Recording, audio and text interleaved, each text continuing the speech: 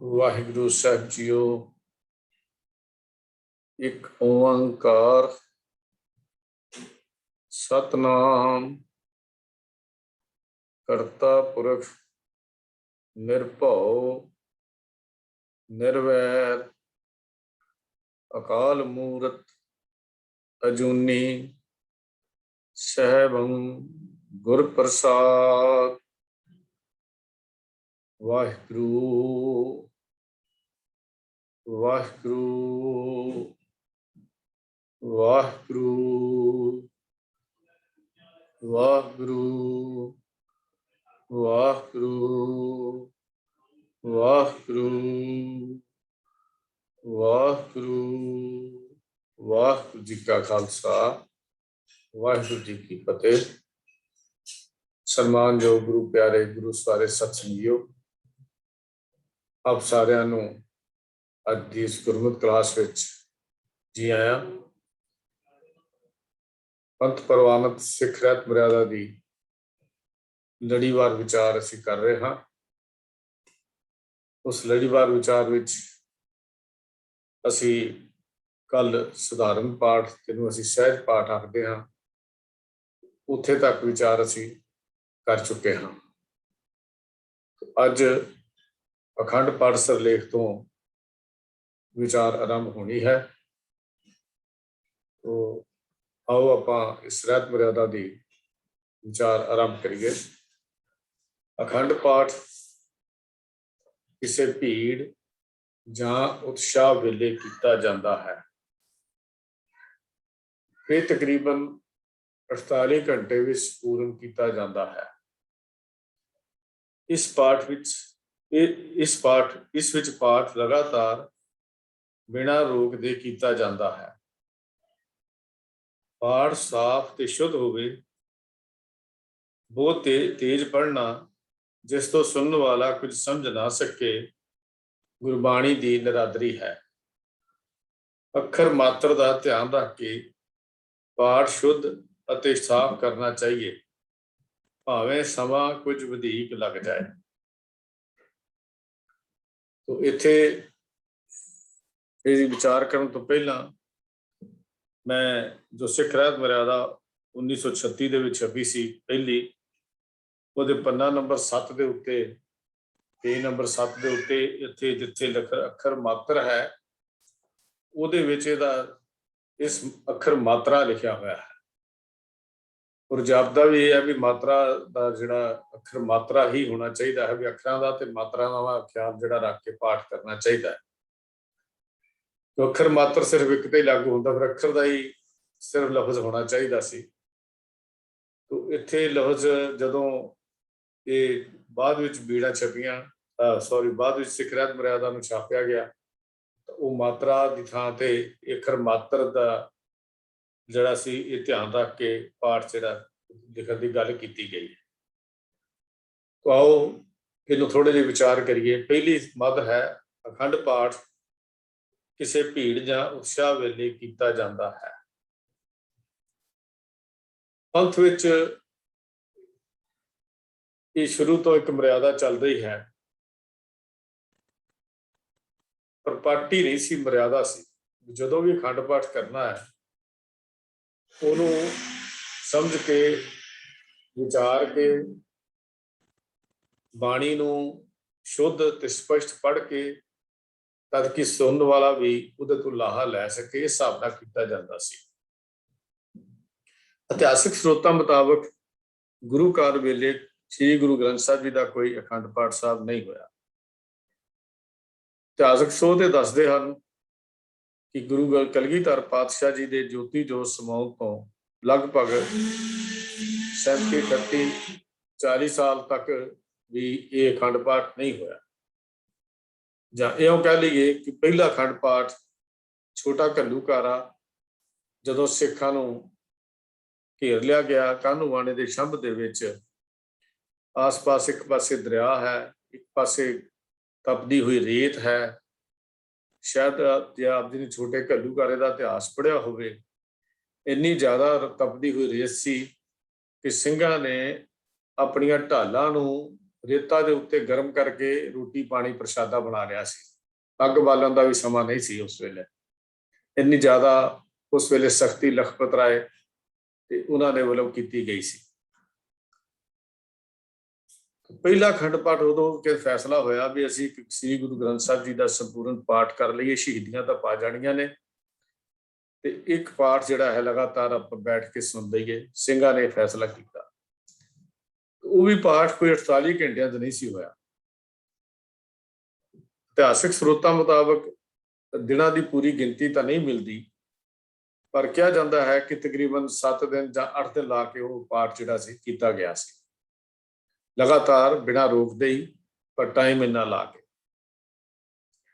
ਹੁਣ ਇੱਥੇ ਬੜੀ ਗੱਲ ਸਪਸ਼ਟ ਹੁੰਦੀ ਹੈ ਕਿ ਅਖੰਡ ਪਾਠ ਦੀ ਮਰਿਆਦਾ ਵਿਸ਼ੇਸ਼ ਮੌਕੇ ਤੇ ਹੀ ਹੁੰਦੀ ਹੈ। ਉਹ ਕਿਹੜੀ ਹੈ? ਭੀੜ ਜਾਂ ਉਤਸ਼ਾਹ ਵੇਲੇ। ਪਹਿਲਾਂ ਜਦੋਂ ਵੀ ਕਿਧਰੇ ਅਖੰਡ ਪਾਠ ਕੀਤਾ ਜਾਂਦਾ ਸੀ ਤਾਂ ਇਲਾਕੇ ਦੀ ਸੰਗਤ ਵਿੱਚ ਬੜਾ ਉਤਸ਼ਾਹ ਹੁੰਦਾ ਸੀ ਅਤੇ ਸਾਰੇ ਹੀ ਚਾਅ ਦੇ ਨਾਲ ਹਾਜ਼ਰੀ ਭਰਦੇ ਸਨ। ਈਵਨ ਮੈਂ ਜਦੋਂ ਛੋਟਾ ਸੀ, ਅਸੀਂ ਪਿੰਡਾਂ ਦੇ ਵਿੱਚ ਜਦੋਂ ਰਹਿੰਦੇ ਸੀ, ਜਦੋਂ ਕੋਈ ਵੀ ਅਖੰਡ ਪਾਠ ਕਰਾਉਂਦਾ ਸੀ, ਟਾਵੇਂ ਟਾਵੇਂ ਅਖੰਡ ਪਾਠ ਹੁੰਦੇ ਸਨ। ਇਸ ਤਰ੍ਹਾਂ ਨਹੀਂ ਸੀ ਹੁੰਦੇ, ਟਾਵੇਂ ਟਾਵੇਂ ਬਿਰਲੇ ਅਖੰਡ ਪਾਠ ਉਸ ਵੇਲੇ ਹੁੰਦੇ ਸੀ। ਤਾਂ ਅਸੀਂ ਪਾਠ ਕਿਸੇ ਨੇ ਵੀ ਰਖਾਇਆ ਹੋਣਾ, ਅਸੀਂ ਰੋਜ਼ ਹੀ ਨਿਤਾ ਪ੍ਰਤੀ ਜਾ ਕੇ ਉਹ ਪਾਠ ਸੁਣ ਜਾਂਦੇ ਸੀ। ਗੁਰਦੁਆਰਾ ਸਾਹਿਬ ਜਾਣਾ ਤੇ ਗੁਰਦੁਆਰਾ ਸਾਹਿਬ ਜਾ ਕੇ ਪਾਠ ਸੁਣਨਾ, ਜਦੋਂ ਵੀ ਗੁਰਦੁਆਰਾ ਸਾਹਿਬ ਪਾਠ ਹੁੰਦਾ ਸੀ। ਇਹ ਨਹੀਂ ਸੀ ਫਲਾਣੇ ਨੇ ਰਖਾਇਆ ਜਾਂ ਫਲਾਣੇ ਨੇ ਰਖਾਇਆ ਤਾਂ ਹੀ ਜਾਣਾ ਅਸੀਂ, ਇਹ ਮਰਿਆਦਾ ਨਹੀਂ ਸੀ। ਪਰ ਹੁਣ ਇਹ ਅਖੰਡ ਪਾਠ ਕੇਵਲ ਇੱਕ ਰਸਮ ਬਣ ਕੇ ਰਹਿ ਗਈ ਹੈ। ਅੱਜ ਦਾ ਜੋ ਅਖੰਡ ਪਾਠ ਹੈ ਇੱਕ ਰਸਮ ਬਣਾ ਦਿੱਤਾ ਗਿਆ।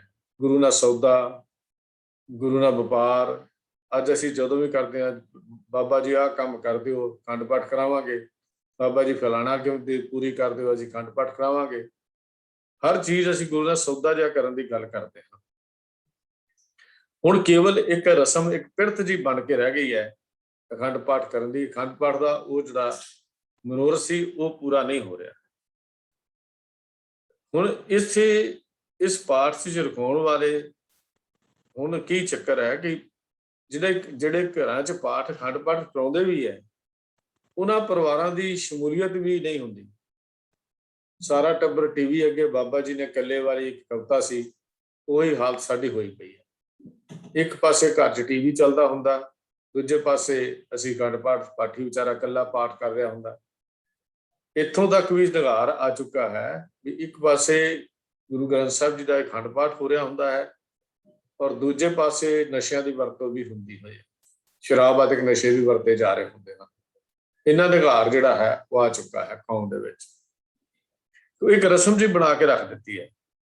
ਪਾਠ ਦਾ ਮਕਸਦ ਤਾਂ ਬਾਣੀ ਪੜ੍ਹਨ ਸੁਣਦਾ ਹੈ, ਇਸ ਲਈ ਇਸ ਗੱਲ ਦਾ ਵਿਸ਼ੇਸ਼ ਧਿਆਨ ਰੱਖਣ ਦੀ ਲੋੜ ਹੈ ਕਿ ਇਹ ਇੱਕ ਰਸਮ ਬਣ ਕੇ ਨਾ ਰਵੇ, ਮਕੈਨੀਕਲ ਰੈਪੀਟੇਸ਼ਨ ਜਾਂ ਕਰਮਕਾਂਡ ਬਣ ਕੇ ਨਾ ਰਵੇ। ਇਸ ਵਿੱਚੋਂ ਬਾਣੀ ਪੜ੍ਹਨ ਵਾਲਾ ਤੇ ਬਾਣੀ ਸੁਣਨ ਵਾਲਾ ਲਾਹਾ ਲੈ ਸਕੇ, ਇਹ ਗੱਲ ਖਿਆਲ ਰੱਖਣ ਦੀ ਲੋੜ ਹੈ। ਤੋ ਇਹ ਅਖੰਡ ਪਾਠ ਦਾ ਜੋ ਪਹਿਲਾ ਪੰਕਤੀ ਹੈ ਵੀ ਕਿਸੇ ਭੀੜ ਵੇਲੇ ਤਾਂ ਉਤਸ਼ਾਹ ਵੇਲੇ ਕੀਤਾ ਜਾਂਦਾ ਹੈ। ਇਸਦਾ ਮਤਲਬ ਇਹ ਹੈ ਵੀ ਅਖੰਡ ਪਾਠ ਸਭ ਆਮ ਨਹੀਂ ਸੀ ਕੀਤਾ ਜਾਂਦਾ। ਖੈਰ, ਅੱਗੇ ਤਕਰੀਬਨ 48 ਘੰਟੇ ਵਿੱਚ ਪੂਰਨ ਕੀਤਾ ਜਾਂਦਾ। ਹੁਣ ਇੱਥੇ ਲਫ਼ਜ਼ ਤਕਰੀਬਨ ਹੈ। ਇਸ ਮੱਧ ਦੇ ਵਿੱਚ ਜੋ ਗੱਲ ਲਿਖੀ ਗਈ ਹੈ ਵੀ ਪਾਠ ਕਿਤੇ ਵੀ ਇੰਨਾ ਕੁ ਤਾਂ ਜ਼ਿਕਰ ਕੀਤਾ ਤਕਰੀਬਨ 48 ਘੰਟੇ, ਪਰ ਇਹ ਪਾਬੰਦੀ ਨਹੀਂ ਲਾਈ ਗਈ ਕਿ ਇਹ ਕੋਈ ਭਰਮ ਜਾਂ ਭੁਲੇਖਾ ਨਹੀਂ ਪਾ ਦਿੱਤਾ ਵੀ 48 ਵਿੱਚ ਹੀ ਦਾ ਇੰਜੈਕਸ਼ਨ ਲੱਗਣਾ ਹੀ ਚਾਹੀਦਾ। ਇਹੋ ਜਿਹਾ ਭੁਲੇਖਾ ਨਹੀਂ ਪਾਇਆ। ਪਾਠ ਇਤਨੇ ਸਮੇਂ ਵਿੱਚ ਪੂਰਨ ਕੀਤਾ ਜਾਵੇ, ਇਹ ਕੋਈ ਪਾਬੰਦੀ ਨਹੀਂ ਹੈ। ਪਾਠ ਸਹਿਜ ਨਾਲ ਤੇ ਸ਼ੁੱਧ ਕਰਨ ਦੀ ਜ਼ਰੂਰਤ ਹੈ। ਜਿਹੜੀ ਅੱਗੇ ਗੱਲ ਲਿਖੀ ਗਈ ਹੈ ਵੀ ਪਾਠ 48 ਘੰਟੇ ਵਿੱਚ ਤਕਰੀਬਨ ਸੰਪੂਰਨ ਕੀਤਾ ਜਾਂਦਾ ਹੈ। 48 ਘੰਟੇ ਵਿੱਚ ਤਾਂ ਹੁੰਦਾ ਜੇ 30 ਅੰਕ ਜਿਹੜੇ ਹਨ ਉਹ 1 ਘੰਟੇ ਵਿੱਚ ਕੀਤੇ ਜਾਣ ਆਲਮੋਸਟ। ਪਰ ਜੇ ਤੁਸੀਂ ਆਮ ਸਹਿਜ ਵਿੱਚ ਪਾਠ ਕਰੋਗੇ ਜਾਂ ਥੋੜਾ ਬਹੁਤਾ ਵੀ ਸਮਝਣ ਦੀ ਕੋਸ਼ਿਸ਼ ਕਰਾਂਗੇ ਤਾਂ 30 ਅੰਕ ਨਹੀਂ ਹੁੰਦੇ।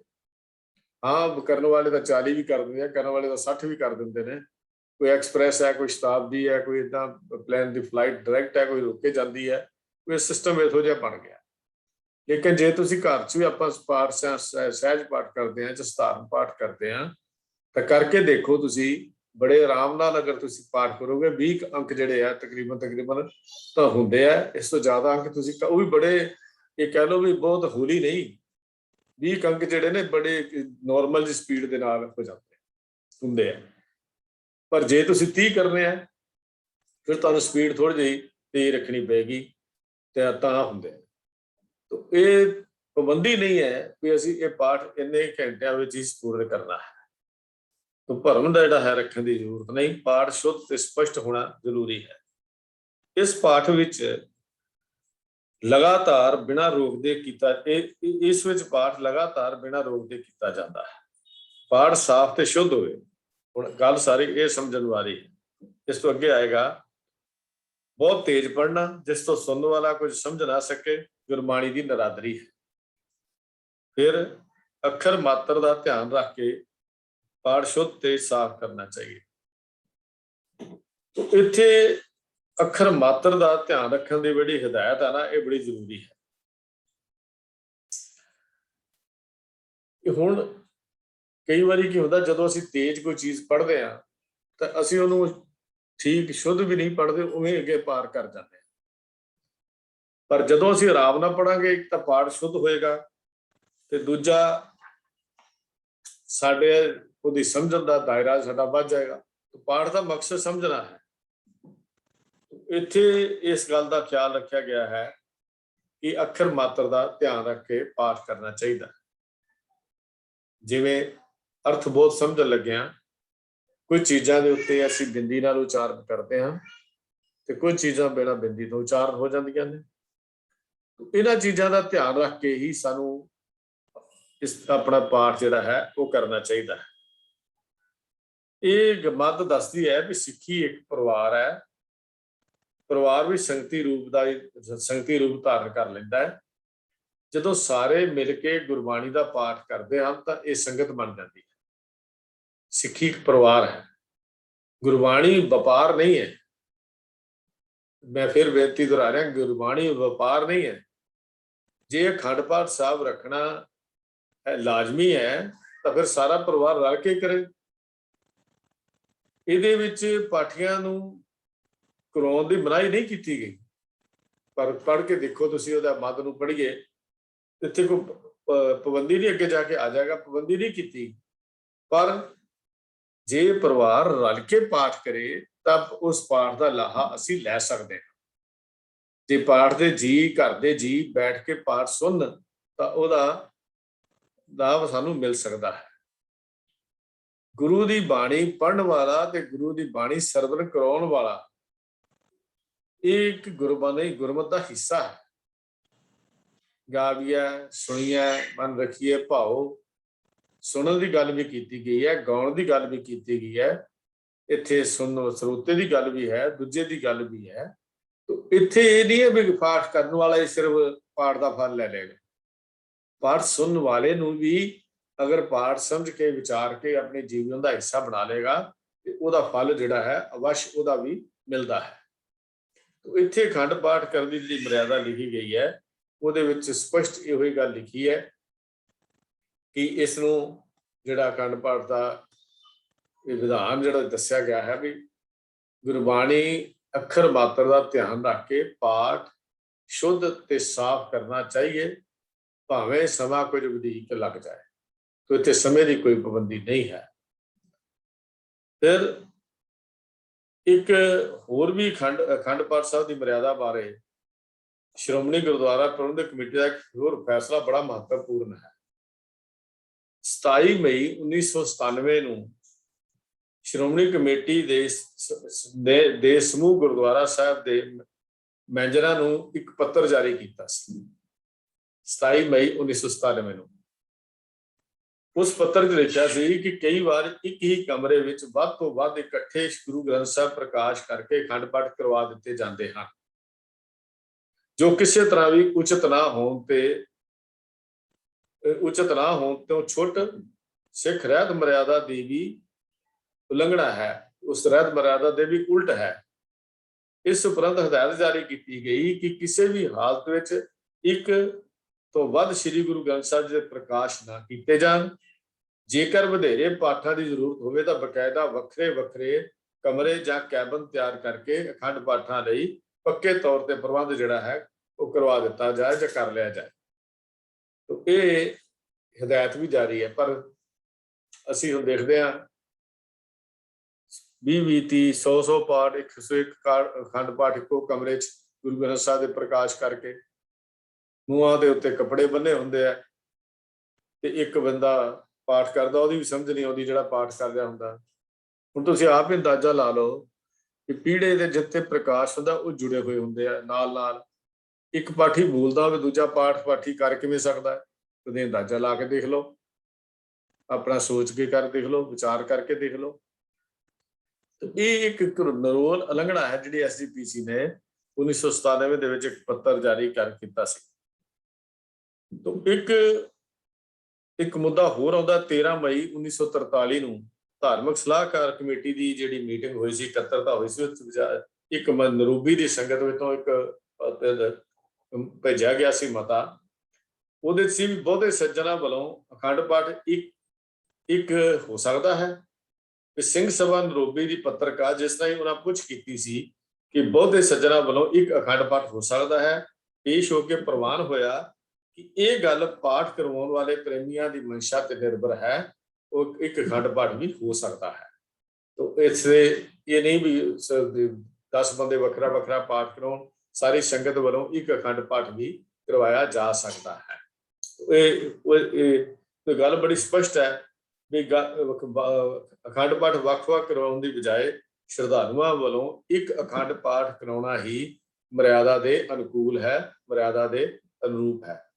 ਪੰਥਕ ਤੌਰ ਤੇ ਇਸ ਨੂੰ ਹੋਰ ਗੰਭੀਰਤਾ ਦੇ ਨਾਲ ਵਿਚਾਰਨ ਦੀ ਲੋੜ ਹੈ ਔਰ ਇਸ ਨੂੰ ਪੂਰੇ ਫੈਸਲਾ ਕਰਕੇ ਨੂੰ ਲਾਗੂ ਕਰਵਾਉਣ ਦੀ ਲੋੜ ਹੈ।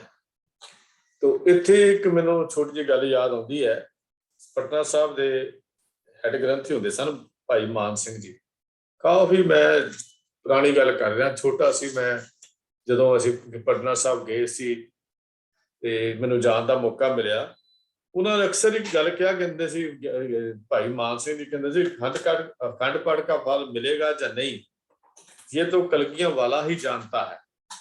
ਉਹਨਾਂ ਦੀ ਬੋਲੀ ਇਸ ਤਰ੍ਹਾਂ ਹੀ ਸੀ कि अखंड पाठ का फल मिलेगा या नहीं ये तो कलगियां वाला ही जानता है, पर अखंड पाठ के दौरान हुई अवज्ञा का फल पाठ कराने वाले को जरूर मिलेगा। देखो ਹੁਣ ਗੱਲ ਬੜੀ ਸਪਸ਼ਟ ਸੀ ਉਹਨਾਂ ਦੀ ਵੀ ਜਿਹੜੀਆਂ ਅਵਗਿਆ ਅਸੀਂ ਕਰਦੇ ਹਾਂ ਉਹਦਾ ਫਲ ਜਿਹੜਾ ਹੈ ਉਹ ਜ਼ਰੂਰ ਮਿਲੇਗਾ। ਅਖੰਡ ਪਾਠ ਸਾਹਿਬ ਜਿਸ ਪਰਿਵਾਰ ਜਾਂ ਸੰਗਤ ਨੇ ਕਰਨਾ ਹੈ ਉਹ ਆਪ ਕਰੇ। ਟੱਬਰ ਦੇ ਕਿਸੇ ਆਦਮੀ, ਸਾਕ ਸੰਬੰਧੀ, ਮਿੱਤਰ ਆਦਿ ਮਿਲ ਕੇ ਕਰ। ਪਾਠੀਆਂ ਦੀ ਗਿਣਤੀ ਮੁਕਰਰ ਨਹੀਂ। ਮੈਂ ਪਹਿਲੇ ਬੇਨਤੀ ਕਰ ਦਿੱਤੀ ਹੈ, ਇਹ ਸਾਰੀ ਵਿਚਾਰ ਆਪਾਂ ਕਰ ਲਈ ਹੈ ਕਿ ਕੋਸ਼ਿਸ਼ ਕਰਨੀ ਚਾਹੀਦੀ ਹੈ ਕਿ ਪਰਿਵਾਰ ਆਪ ਪਾਠ ਕਰੇ। ਜੇ ਆਪ ਪਰਿਵਾਰ ਨਹੀਂ ਕਰ ਸਕਦਾ ਤਾਂ ਪਾਠ ਪਰਿਵਾਰ ਦੇ ਜੀ ਬੈਠ ਕੇ ਸੁਣਨ, ਤੇ ਜੇ ਉਹ ਸੁਣਨ ਤੋਂ ਵੀ ਆਕੀ ਹਨ ਤਾਂ ਫਿਰ ਪਾਠ ਕਰਾਉਣ ਦਾ ਕੋਈ ਲਾਭ ਨਹੀਂ ਤੇ ਨਾ ਹੀ ਪਾਠ ਕਰਾਉਣ ਦਾ ਕੋਈ ਫਾਇਦਾ ਹੈ। ਇਸ ਕਰਕੇ ਇਹ ਗੱਲ ਜਿਹੜੀ ਹੈ ਇਹ ਸਪਸ਼ਟ ਤੌਰ ਤੇ ਲਿਖੀ ਗਈ ਹੈ। तो पाठियां की गिनती मुकर्रर नहीं है, वो 2 भी हो सकते हैं, 5 भी हो सकते हैं, 10 भी हो सकते हैं, ਉਹਦੀ कोई मुकर्रर गिनती नहीं है। जे कोई आदमी आप पाठ नहीं कर सकता किसी चंगे पाठी को सुन लवे, पर यह ना होवे कि पाठी आपे कला रह के कला बह के पाठ करता रहे ते संगत या टब्बर का आदमी कोई सुनता ना होवे। पाठी की यथाशक्त भोजन बस्तर आदि नाल योग सेवा की जाए। ਇੱਥੇ ਇਹ ਵੀ ਗੱਲ ਲਿਖੀ ਗਈ ਹੈ ਵੀ ਇਹਦੇ ਚ ਜੋ ਯਥਾਸ਼ਕਤ ਸੇਵਾ ਜਿਹੜੀ ਹੈ ਉਹ ਕੀਤੀ ਜਾਏ। ਇੱਥੇ ਕੋਈ ਖਾਸ ਸਮਝਣ ਵਾਲੀ ਗੱਲ ਨਹੀਂ ਹੈ, ਸਿਰਫ ਥੋੜੀ ਜਿਹੀ ਵਿਚਾਰਨ ਦੀ ਗੱਲ ਹੀ ਇਹੋ ਹੀ ਹੈ ਕਿ ਪਾਠ ਸੁਣਨਾ ਤੇ ਵਿਚਾਰਨਾ ਔਰ ਪਾਠੀਆਂ ਦੀ ਸੇਵਾ ਕਰਨੀ, ਪਾਠੀਆਂ ਨੂੰ ਨੌਕਰ ਸਮਝਣਾ ਇਹ ਸਾਡੀ ਭਾਰੀ ਭੁੱਲ ਹੈ। ਜਾਂ ਅਸੀਂ ਤਾਂ ਪੈਸੇ ਦੇ ਕੇ ਪਾਠ ਕਰਾਉਂਦੇ ਹਾਂ, ਇਹੋ ਹੀ ਕਰਨਗੇ, ਸਾਡੀ ਕੋਈ ਜ਼ਿੰਮੇਵਾਰੀ ਨਹੀਂ ਹੈ, ਇਹ ਸਾਡੀ ਭੁੱਲ ਹੈ। ਕੋਸ਼ਿਸ਼ ਤਾਂ ਇਹ ਹੋਣੀ ਚਾਹੀਦੀ ਹੈ ਬਸ ਲੱਗਦੇ ਜਿਹੜਾ ਕੱਲ ਅਸੀਂ ਪੜ੍ਹਿਆ ਸੀ, ਹਰ ਸਿੱਖ ਆਪਣਾ ਸਧਾਰਨ ਪਾਠ ਸਹਿਜ ਪਾਠ ਜਾਰੀ ਰੱਖੇ। ਇਹ ਆਪਾਂ ਕੱਲ ਪੜ੍ਹਿਆ ਸੀ। ਕੋਸ਼ਿਸ਼ ਇਹ ਹੋਣੀ ਚਾਹੀਦੀ ਹੈ ਤਦ ਕਿ ਇੱਥੋਂ ਤੱਕ ਸਾਡੀ ਨੌਬਤ ਹੀ ਨਾ ਆਵੇ ਵੀ ਅਸੀਂ ਅਖੰਡ ਪਾਠ ਸਾਹਿਬ ਦਾ ਜਿਹੜਾ ਹੈ ਉਹ ਕਰਾਉਣ ਦੀ ਗੱਲ ਕਰੀਏ ਜਿਸ 'ਚ ਸਾਡਾ ਪੂਰਾ ਧਿਆਨ ਨਾ ਲੱਗਦਾ। ਅਖੰਡ ਪਾਠ ਜਾਂ ਹੋਰ ਕਿਸੇ ਪਾਠ ਦੇ ਵੇਲੇ ਕੁੰਭ ਜੋਤ ਨਲਈਅਰ ਆਦਿ ਰੱਖਣਾ ਜਾਂ ਨਾਲ ਨਾਲ ਜਾਂ ਵਿੱਚ ਵਿੱਚ ਕਿਸੇ ਹੋਰ ਬਾਣੀ ਦਾ ਪਾਠ ਜਾਰੀ ਰੱਖਣਾ ਮਨਮਤ ਹੈ। ਇਹ ਬੜੀ ਜ਼ਰੂਰੀ ਚੀਜ਼ ਹੈ, ਬੜੀ ਜ਼ਰੂਰੀ ਮੱਧ ਹੈ। ਇਹ ਜਿਹੜੀ 1936 ਦੇ ਵਿੱਚ ਜਦੋਂ ਰਹਿਤ ਮਰਿਆਦਾ ਛਾਪੀ ਗਈ, ਉਹਦੇ ਚ ਨਲਈਅਰ ਲਫ਼ਜ਼ ਹੈ ਨਹੀਂ ਸੀ, ਪਰ 28 ਜੁਲਾਈ 1944 ਦੇ ਮਤਾ ਨੰਬਰ 6 ਰਾਹੀਂ ਇਹ ਪੰਥਕ ਮਤਾ ਹੋਇਆ ਤੇ ਪੰਥਕ ਮਤਾ ਦਾ ਵਿੱਚ ਹੈਡਿੰਗ ਦੇ ਵਿੱਚ ਨਲਈਅਰ ਲਫ਼ਜ਼ ਜਿਹੜਾ ਸੀ ਉਹਨੂੰ ਵਧਾਇਆ ਗਿਆ, ਕਿਉਂਕਿ ਇਹ ਨਾਰੀਅਲ ਵੀ ਉਸ ਵੇਲੇ ਰੱਖਣ ਦਾ ਮਹੰਤਾਂ ਵੱਲੋਂ, ਉਦਾਸੀਆਂ ਵੱਲੋਂ ਪਰੰਪਰਾ ਚਲਾ ਦਿੱਤੀ ਗਈ ਸੀ। ਇਸ ਮੱਧ ਦੀ ਤਬਦੀਲੀ ਨੂੰ ਫਿਰ ਦੁਬਾਰਾ 7 ਜਨਵਰੀ 1945 ਵਿੱਚ ਫਿਰ ਦੁਬਾਰਾ ਦੁਹਰਾਇਆ ਗਿਆ ਅਤੇ ਮਤਾ ਨੰਬਰ 8 ਰਾਹੀਂ ਇਸ ਪਾਠ ਹੈਡਿੰਗ ਦੇ ਅੰਕ ਈਡੀ ਵਿੱਚ ਜੋਤ ਦੇ ਲਫ਼ਜ਼ ਦੇ ਨਾਲ ਨਲਈਅਰ ਲਫ਼ਜ਼ ਵੀ ਵਧਾ ਦਿੱਤਾ ਗਿਆ। ਇਸ ਤਰ੍ਹਾਂ ਪਹਿਲਾਂ ਕੇਵਲ ਕੁੰਭ ਜੋਤ ਆਸੀ, ਹੁਣ ਕੁੰਭ ਜੋਤ ਨਲਈਅਰ ਆਦਿ ਕਰ ਦਿੱਤੇ ਗਏ। ਇਹ ਮਤਾ ਇਸ ਤਰ੍ਹਾਂ ਸੀ, ਹੈਡਿੰਗ ਅਖੰਡ ਪਾਠ ਦੇ ਅੰਕ ਈਡੀ ਵਿੱਚ ਜੋਤ ਤੇ ਲਫ਼ਜ਼ ਦੇ ਆਦਿ ਵਿੱਚ ਨਲਈਅਰ ਲਫ਼ਜ਼ ਵਧਾ ਦਿੱਤੇ ਜਾਣ। ਇਹ ਲਫ਼ਜ਼ ਜਿਹੜਾ ਸੀ ਵਧਾ ਦਿੱਤਾ ਗਿਆ। ਹੁਣ ਕਿਉਂ ਲਫ਼ਜ਼ ਵਧਾਇਆ ਗਿਆ? ਇਹ ਲਫ਼ਜ਼ ਕਿਉਂ ਦਾ ਵਾਧਾ ਪੰਥ ਨੇ ਕਿਉਂ ਕੀਤਾ? ਨਾਰੀਅਲ ਇੱਕ ਐਸਾ ਫਲ ਹੈ ਜਿਸ ਦੀ ਹਿੰਦੂ ਧਰਮ ਵਿੱਚ ਕਾਫੀ ਮਾਨਤਾ ਹੈ। ਅਤੇ ਇਸ ਨੂੰ ਸ਼੍ਰੀ ਫਲ ਵੀ ਕਿਹਾ ਜਾਂਦਾ ਹੈ। ਇਸ ਨੂੰ ਗਰਭ ਦੇ ਰੂਪ ਵਿੱਚ ਵੀ ਮੰਨਿਆ ਜਾਂਦਾ ਹੈ। ਨੇਪਾਲ ਦੇ ਵਿੱਚ ਹਿੰਦੂ ਮੰਦਿਰਾਂ ਦੇ ਗੋਬਿੰਦ ਜਿਹੜੇ ਬਣੇ ਹੁੰਦੇ ਉੱਤੇ ਗੋਬਿੰਦ, ਉਹ ਨਾਰੀਅਲ ਦੀ ਸ਼ਕਲ ਦੇ ਹੁੰਦੇ ਹਨ। ਅੰਦਰੋਂ ਖੋਖਲੇ, ਹਨੇਰਾ ਤੇ ਚਿੱਟਾ ਇਹ ਮੰਦਿਰ ਦਾ ਜਿਹੜਾ ਗੋਬਿੰਦ ਬਣਿਆ ਹੁੰਦਾ, ਉਹ ਇਸ ਤਰ੍ਹਾਂ ਦਾ ਬਣਿਆ ਹੁੰਦਾ। ਇਸ ਲਈ ਹਿੰਦੂ ਧਾਰਮਿਕ ਰਸਮਾਂ ਵਿੱਚ, ਹਿੰਦੂ ਕਾਰਜਾਂ ਦੇ ਵਿੱਚ ਸਫਲਤਾ ਦੇ ਲਈ ਕੁੰਭ ਅਤੇ ਨਾਰੀਅਲ ਦਾ ਵਿਸ਼ੇਸ਼ ਜਿਹੜਾ ਹੈ ਉਹ ਸਥਾਨ ਹੈ, ਮੰਨਿਆ ਜਾਂਦਾ ਹੈ। ਇਸ ਤੋਂ ਇਲਾਵਾ ਨਾਰੀਅਲ ਨੂੰ ਨਰਮਣ ਦੇ ਰੂਪ ਵਿੱਚ ਵੀ ਚਿੱਤ ਕੇ ਬਲੀ ਦਾ ਬਦਲ ਕੇ ਮੰਨਿਆ ਜਾਂਦਾ ਹੈ। ਜਿਹੜੀ ਪਹਿਲਾਂ ਬਦਲ ਦਿੱਤੀ ਜਾਂਦੀ ਸੀ, ਬਲੀ ਦਿੱਤੀ ਜਾਂਦੀ ਸੀ, ਉਹਦਾ ਬਦਲ ਮੰਨ ਕੇ ਨਾਰੀਅਲ ਦਾ ਰੱਖ ਲੈਣਾ ਹੀ ਮੰਨਿਆ ਜਾਂਦਾ। ਇਸੇ ਵਾਸਤੇ ਖਾਲਸੇ ਦੇ ਨਿਆਰੇਪਨ ਨੂੰ ਕਾਇਮ ਰੱਖਣ ਦੇ ਲਈ ਖਾਲਸਾ ਜਾਗਤ ਜੋਤ ਜਪੇ ਨਿਸਬਾਸਰ ਏਕ ਬਿਨਾ ਮਨ ਨੈਕ ਨਾ ਆਨੇ, ਇਹ ਜਿਹੜੀ ਅਕਾਲ ਉਸਤਤ ਦਾ ਸੋਈਆ ਹੈ, ਉਹਦੇ ਨਾਲ ਉਸ ਨਿਆਰੇਪਨ ਨੂੰ ਕਾਇਮ ਰੱਖਣ ਲਈ ਏਕ ਬਿਨਾ ਮਨ ਨੈਕ ਨਾ ਆਨੇ, ਇੱਕ ਓੰਕਾਰ ਤੋਂ ਦੀ ਪੁਜਾਰੀ ਹੋਣ ਕਰਕੇ ਇਹ ਜਿਹੜੀਆਂ ਚੀਜ਼ਾਂ ਦੀ ਪਾਬੰਦੀ ਸੀ ਵਧਾਈ ਕਰ ਦਿੱਤੀ ਗਈ। ਪੰਥ ਨੇ ਇਹਨਾਂ ਤੇ ਪਾਬੰਦੀ ਲਾ ਦਿੱਤੀ ਗਈ ਔਰ ਇਸ ਨੂੰ ਮਨਮਤ ਕਰਾਰ ਦਿੱਤਾ। ਪਾਬੰਦੀ ਨਹੀਂ ਲਾਈ, ਮਨਮਤ ਵੀ ਕਰਾਰ ਦਿੱਤਾ ਨਾਲ ਵੀ ਇਹ ਚੀਜ਼ਾਂ ਰੱਖਣੀਆਂ ਮਨਮਤ ਹੈ। ਪਰ ਕਾਸ਼ ਇਹ ਫੈਸਲੇ ਲਾਗੂ ਹੋ ਸਕਦੇ। ਅੱਜ ਸਾਡੀਆਂ ਧਾਰਮਿਕ ਸੰਸਥਾਵਾਂ, ਧਾਰਮਿਕ ਜਥੇਬੰਦੀਆਂ, ਉਦਾਸੀ ਸੰਪਰਦਾਵਾਂ, ਡੇਰੇਦਾਰ ਵੱਧ ਤੋਂ ਵੱਧ ਜ਼ੋਰ ਹੀ ਇਸ ਗੱਲ ਤੇ ਲਾਉਂਦੇ ਨੇ ਕਿ ਕੁੰਭ ਘੜੇ ਵਿੱਚ ਪਾਣੀ ਰੱਖ ਕੇ, ਘੜਾ ਹੁੰਦਾ, ਘੜੇ ਵਿੱਚ ਪਾਣੀ, ਕੁੰਭ ਦਾ ਅਰਥ ਵੈਸੇ ਪਾਣੀ, ਘੜਾ ਹੁੰਦਾ ਤੇ ਕੁੰਭ ਦੇ ਉਹਦੇ ਵਿੱਚ ਪਾਣੀ ਭਰ ਕੇ ਤੇ ਉਹਦੇ ਉੱਤੇ ਲਾਲ ਰੰਗ ਦਾ ਕੱਪੜਾ ਲਪੇਟ ਕੇ ਨਾਰੀਅਲ ਤੇ ਜੌਆਂ ਦੇ ਦਾਣੇ ਜਿਹੜੇ ਰੱਖ ਕੇ ਉਹਨਾਂ ਦੀ ਪੂਜਾ ਇਹ ਕਹਿ ਲਓ ਕੀਤੀ ਜਾਂਦੀ ਹੈ। ਤੇ ਲਾਲ ਰੰਗ ਦੇ ਕੱਪੜੇ ਵਿੱਚ ਲਪੇਟ ਕੇ ਉਹਨੂੰ ਮੌਲੀ ਨਾਲ ਬੰਨ੍ਹ ਕੇ ਮੌਲੀ ਨਾਲ ਲਪੇਟ ਦਿੱਤਾ ਜਾਂਦਾ। ਸਾਰੇ ਜਿਹੜੇ ਹਨ ਬ੍ਰਾਹਮਣੀ ਕਰਮ ਹਨ ਉਹ ਉੱਥੇ ਕੀਤੇ ਜਾਂਦੇ ਹਨ, ਉਹਨੂੰ ਕੁੰਭ ਕਿਹਾ ਜਾਂਦਾ ਹੈ। ਤੋ ਇੱਥੇ ਇਹ ਖਾਲਸੇ ਦੇ ਨਿਆਰਾਪਨ ਨੂੰ ਰੱਖਣ ਲਈ ਇਹ ਗੁਰੂ ਪਾਤਸ਼ਾਹ ਜੀ ਦੇ ਪੰਥ ਨੇ ਇਹ ਮਰਿਆਦਾ ਬਣਾ ਦਿੱਤੀ। ਗੁਰਮਤ ਵਿੱਚ ਬਲੀ ਦਾ ਕੋਈ ਵਿਧਾਨ ਨਹੀਂ ਹੈ। ਗੁਰਮਤ ਦਾ ਮਾਰਗ ਤਾਂ ਆਪਾਂ ਨਿਸ਼ਾਵਰ ਕਰਨ ਦਾ ਮਾਰਗ ਹੈ, ਆਪਾਂ ਵਾਰਨ ਦਾ ਮਾਰਗ ਹੈ। ਅੱਗੇ ਹੈ ਜੋਤ। ਅਖੰਡ ਪਾਠ ਜਾਂ ਕਿਸੇ ਹੋਰ ਪਾਠ ਦੇ ਨਾਲ ਜੋਤ ਰੱਖਣ ਨੂੰ ਵੀ ਮਨਮਤ ਕਰਾਰ ਦਿੱਤਾ ਗਿਆ ਹੈ।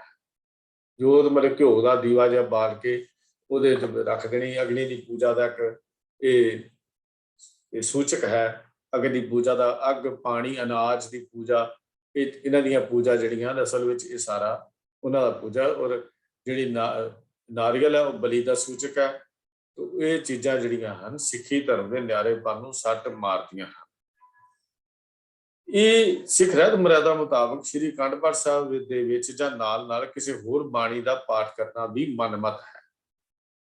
ਇਸ ਬਾਰੇ ਧਾਰਮਿਕ ਸਲਾਹਕਾਰ ਕਮੇਟੀ ਦੀ 4 ਮਈ 1942 ਨੂੰ ਇਕੱਤਰਤਾ ਵਿੱਚ ਮਤਾ ਨੰਬਰ 8 ਰਾਹੀਂ ਇਹ ਗੱਲ ਪਾਸ ਕੀਤੀ ਗਈ कि गुरुद्वारा कमेटी दिल्ली की पत्रकार नंबर 1996 44 मिति 29/11/40 पेश हो के प्रवान होया कि श्री गुरु ग्रंथ साहिब के अखंड पाठ के नाल जपजी साहब का पाठ जारी रखना मनमत है। किसी कमेटी ने पुछ की सी ते ओदा मता पा के धार्मिक सलाहकार कमेटी ने उन्होंने रहत मर्यादा भी दर्ज कराया। 1945 दे विच ये मत जिहड़ी सी दर्द हो गई, क्योंकि 1940 दे विच किसी ने गुरुद्वारा कमेटी दिल्ली दी ने ये पुछ की सी भी ये पाठ हो सकता कि नहीं हो सकता। ये फिर उसका स्पष्ट जवाब दिता गया भी होर बाणी का पाठ नाल नहीं हो सकता। संपट लाने हुंदा भी कोई एक शब्द चुन लेना, ਇਹਦੇ ਚ ਅੱਗੇ शायद आ भी जाएगा किते संपट का भी ये विधान सिख धर्म ਵਿੱਚ नहीं है, पर चलो इत्थे भी मैं ਉਹਦਾ ਜ਼ਿਕਰ कर दिया। बहुत सारिया संप्रदावां संपट पाठ रखाउंदियां ने, कहंदियां ਇਹਦਾ महात्म ਜ਼ਿਆਦਾ है।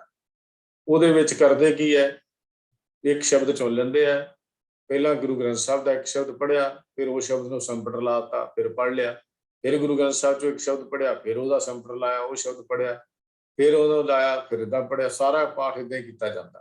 ਹੁਣ संपट पाठ कहते हैं। तो संपट पाठ का भी सिੱਖੀ ਵਿੱਚ कोई विधान नहीं, ना ही नाल जपजी ਜਾਂ ਹੋਰ ਬਾਣੀ पढ़न की कोई मर्यादा है, तो ना ही कोई विधान जिहड़ा है वो सिੱਖੀ ਦੇ ਵਿੱਚ ਮੰਨਿਆ ਗਿਆ है। तो अगे सधारण पाठ अखंड पाठ का आरंभ। सधारण पाठ के आरंभ वेले प्रसाद लिया के आनंद साहब 6 पौड़ियों का पाठ करके अरदास मगरों हुक्म लिया जाए। अखंड पाठ वेले कड़ा प्रसाद होवे, फिर आनंद साहब 6 पौड़ियों का पाठ करने मगरों अरदासा करके हुक्म लैके पाठ का आरंभ किया जाए। तो ये भावें सधारण पाठ है या अखंड पाठ है, मर्यादा एक ही है। ये बारे आप विचार पहला कल भी कुछ कर चुके हैं, सहज पाठ के वेले भी ये विचार की सी भी पहला 6 प्रसाद जी की देग लियानी, उस तो बाद 6 पौड़ियां आनंद साहब जी दी पहलियां 5 ते अंतली पौड़ी 6 पौड़ियां का पाठ जिहड़ा वो करना, फिर अगे हुक्म लिया जाए, अरदास करके अरदास करनी। अरदास की है, वाहिगुरू दे अगे बाणी शुद्ध ते स्पष्ट समझ के पढ़न की मंग कर। इस कार्य लई असीं गुरु पातशाह अगे बेनती कर रहे हैं, ਉਹਦੀ ਜ਼ਿਕਰ ਕਰਦੇ ਆ, ਸੰਖੇਪ ਲਫ਼ਜ਼ਾਂ ਵਿੱਚ ਹੁੰਦਾ ਹੈ ਤੇ ਸਤਿਗੁਰ ਪਾਸੋਂ ਸ਼ੁੱਧ ਤੇ ਸਪਸ਼ਟ ਬਾਣੀ ਪੜ੍ਹਨ ਦੀ ਵਿਚਾਰ ਕਰਨ ਦੀ ਗੱਲ ਬੈਠੀ, ਅਸੀਂ ਗੁਰੂ ਅੱਗੇ ਅਰਦਾਸ ਕਰਦੇ। ਅਰਦਾਸ ਤੋਂ ਬਾਅਦ ਫਿਰ ਹੁਕਮ ਲਿਆ ਜਾਂਦਾ ਹੈ। ਹੁਕਮ ਤੋਂ ਬਾਅਦ ਫਿਰ ਅਖੰਡ ਪਾਠ ਜਾਂ ਸਹਿਜ ਪਾਠ ਆਰੰਭ ਕਰ ਦਿੱਤਾ ਜਾਂਦਾ ਹੈ। ਅਖੰਡ ਪਾਠ ਲਗਾਤਾਰ ਜਾਰੀ ਰਹਿੰਦਾ, ਸਹਿਜ ਪਾਠ ਜਿਹੜਾ ਹੈ ਉਹਨੂੰ ਰੋਕ ਕੇ ਜਦੋਂ ਵੀ ਆਪਣੀ ਸਹੂਲਤ ਮੁਤਾਬਕ ਉਹ ਪਾਠ ਜਿਹੜਾ ਹੈ ਉਹ ਕਰ ਲਿਆ ਜਾਂਦਾ ਹੈ। ਇਹ ਸਪਸ਼ਟ ਇਹਦੇ 'ਚ ਲਿਖਿਆ ਹੋਇਆ। ਸਧਾਰਨ ਪਾਠ ਦੇ ਆਰੰਭ ਵੇਲੇ ਪ੍ਰਸ਼ਾਦ ਲਿਆ ਕੇ ਆਨੰਦ ਸਾਹਿਬ 6 ਪੌੜੀਆਂ ਦਾ ਪਾਠ ਕਰਕੇ ਅਰਦਾਸ ਮਗਰੋਂ ਹੁਕਮ ਜਾਵੇ। ਅਖੰਡ ਪਾਠ ਵੇਲੇ ਕੜਾ ਪ੍ਰਸ਼ਾਦ ਹੋਵੇ, ਫਿਰ ਆਨੰਦ ਸਾਹਿਬ 6 ਪੌੜੀਆਂ ਦਾ ਪਾਠ ਕਰਨ ਮਗਰੋਂ ਅਰਦਾਸ ਕਰਕੇ ਤੇ ਹੁਕਮ ਲੈ ਕੇ ਪਾਠ ਕਰਨ ਤੇ ਆਰੰਭ ਕੀਤਾ ਜਾਵੇ। ਕੋ ਮਰਿਆਦਾ ਹੈ ਜਿਹੜੀ ਇੱਥੇ ਦਰਜ ਕੀਤੀ ਗਈ। ਭੋਗ श्री गुरु ग्रंथ साहब जी के पाठ सधारण या अखंड पाठ का भोग मुधावनी उत्ते पाया, भोग मुधावनी उत्ते पाया, मुधावनी उत्ते या रागमाला पढ़ के चलती स्थानक रीति अनुसार पाया जाए। ये मैं जी पहला लफ्ज पढ़ता से 1936 की मर्यादा चो पढ़िया से, दोबारा फिर दोहरा रहा। सधारण पाठ के आरंभ वेले प्रसाद माफ करना जी भोग की गल कर रहे हैं। श्री गुरु ग्रंथ साहब जी के पाठ सधारण या अखंड पाठ का भोग मुधावनी उत्ते जां रागमाला पढ़ के चलती स्थानक रीति अनुसार पाया जाए। इस गल बाबत पंथ विच अजे तक मतभेद है, इसलिए रागमाला तो बिना श्री गुरु ग्रंथ साहब जी की ਡੀਲ लिखन या छापन का हिया कोई ना करे। इस तो उपरंत आनंद साहब का पाठ करके भोग का अरदासा किया जाए कि कड़ा प्रसाद वरताया जाए। सिख रहत मर्यादा 1936 ਦੇ ਵਿੱਚ ਜਿਹੜੀ 26 ਸੀ ਉਹਦੀ ਮੱਦ ਇਸ ਤਰ੍ਹਾਂ ਸੀ ਕਿ ਸ਼੍ਰੀ ਗੁਰੂ ਗ੍ਰੰਥ ਸਾਹਿਬ ਜੀ ਦੇ ਪਾਠ ਸਧਾਰਨ ਜਾਂ ਅਖੰਡ ਪਾਠ ਦਾ ਭੋਗ ਮੁਧਾਵਨੀ ਉੱਤੇ ਪਾਇਆ ਜਾਵੇ। ਇਸ ਗੱਲ ਪੰਥ ਵਿੱਚ ਅਜੇ ਤੱਕ ਮਤਭੇਦ ਹੈ, ਇਸ ਲਈ ਰਾਗਮਾਲਾ ਤੋਂ ਬਿਨਾਂ ਸ਼੍ਰੀ ਗੁਰੂ ਗ੍ਰੰਥ ਸਾਹਿਬ ਦਾ ਬੀੜ ਲਿਖਣ ਜਾਂ ਛਾਪਣ ਦਾ ਹੀਆ ਕੋਈ ਨਾ ਕਰੇ। ਉਹਦੇ ਵਿੱਚ ਭੋਗ ਦਾ ਜ਼ਿਕਰ ਜਦੋਂ ਆਇਆ ਸੀ ਉਹ ਮਧਾਵਨੀ ਦੇ ਉੱਤੇ ਆਇਆ ਸੀ 1936 ਦੀ ਰਹਿਤ ਮਰਿਆਦਾ ਦੇ ਵਿੱਚ।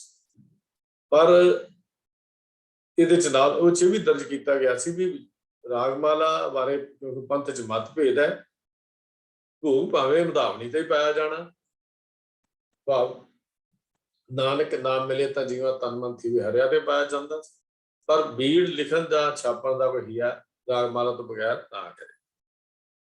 ਤੋ ਇਹ ਜਿਹੜੀ ਤਬਦੀਲੀ ਹੋਈ ਇਹ ਸਥਾਨਕ ਰੀਤੀ ਅਨੁਸਾਰ ਪਾਇਆ ਜਾਵੇ, ਉਹ ਤਬਦੀਲੀ ਹੋਈ ਭੋਗ ਮਧਾਵਨੀ ਉੱਤੇ ਪਾਇਆ ਜਾਵੇ ਦੀ ਥਾਂ ਭੋਗ ਮਧਾਵਨੀ ਉੱਤੇ ਜਾਂ ਰਾਗਮਾਲਾ ਪੜ੍ਹ ਕੇ ਚਲਦੀ ਸਥਾਨਕ ਰੀਤੀ ਅਨੁਸਾਰ ਪਾਇਆ ਜਾਵੇ।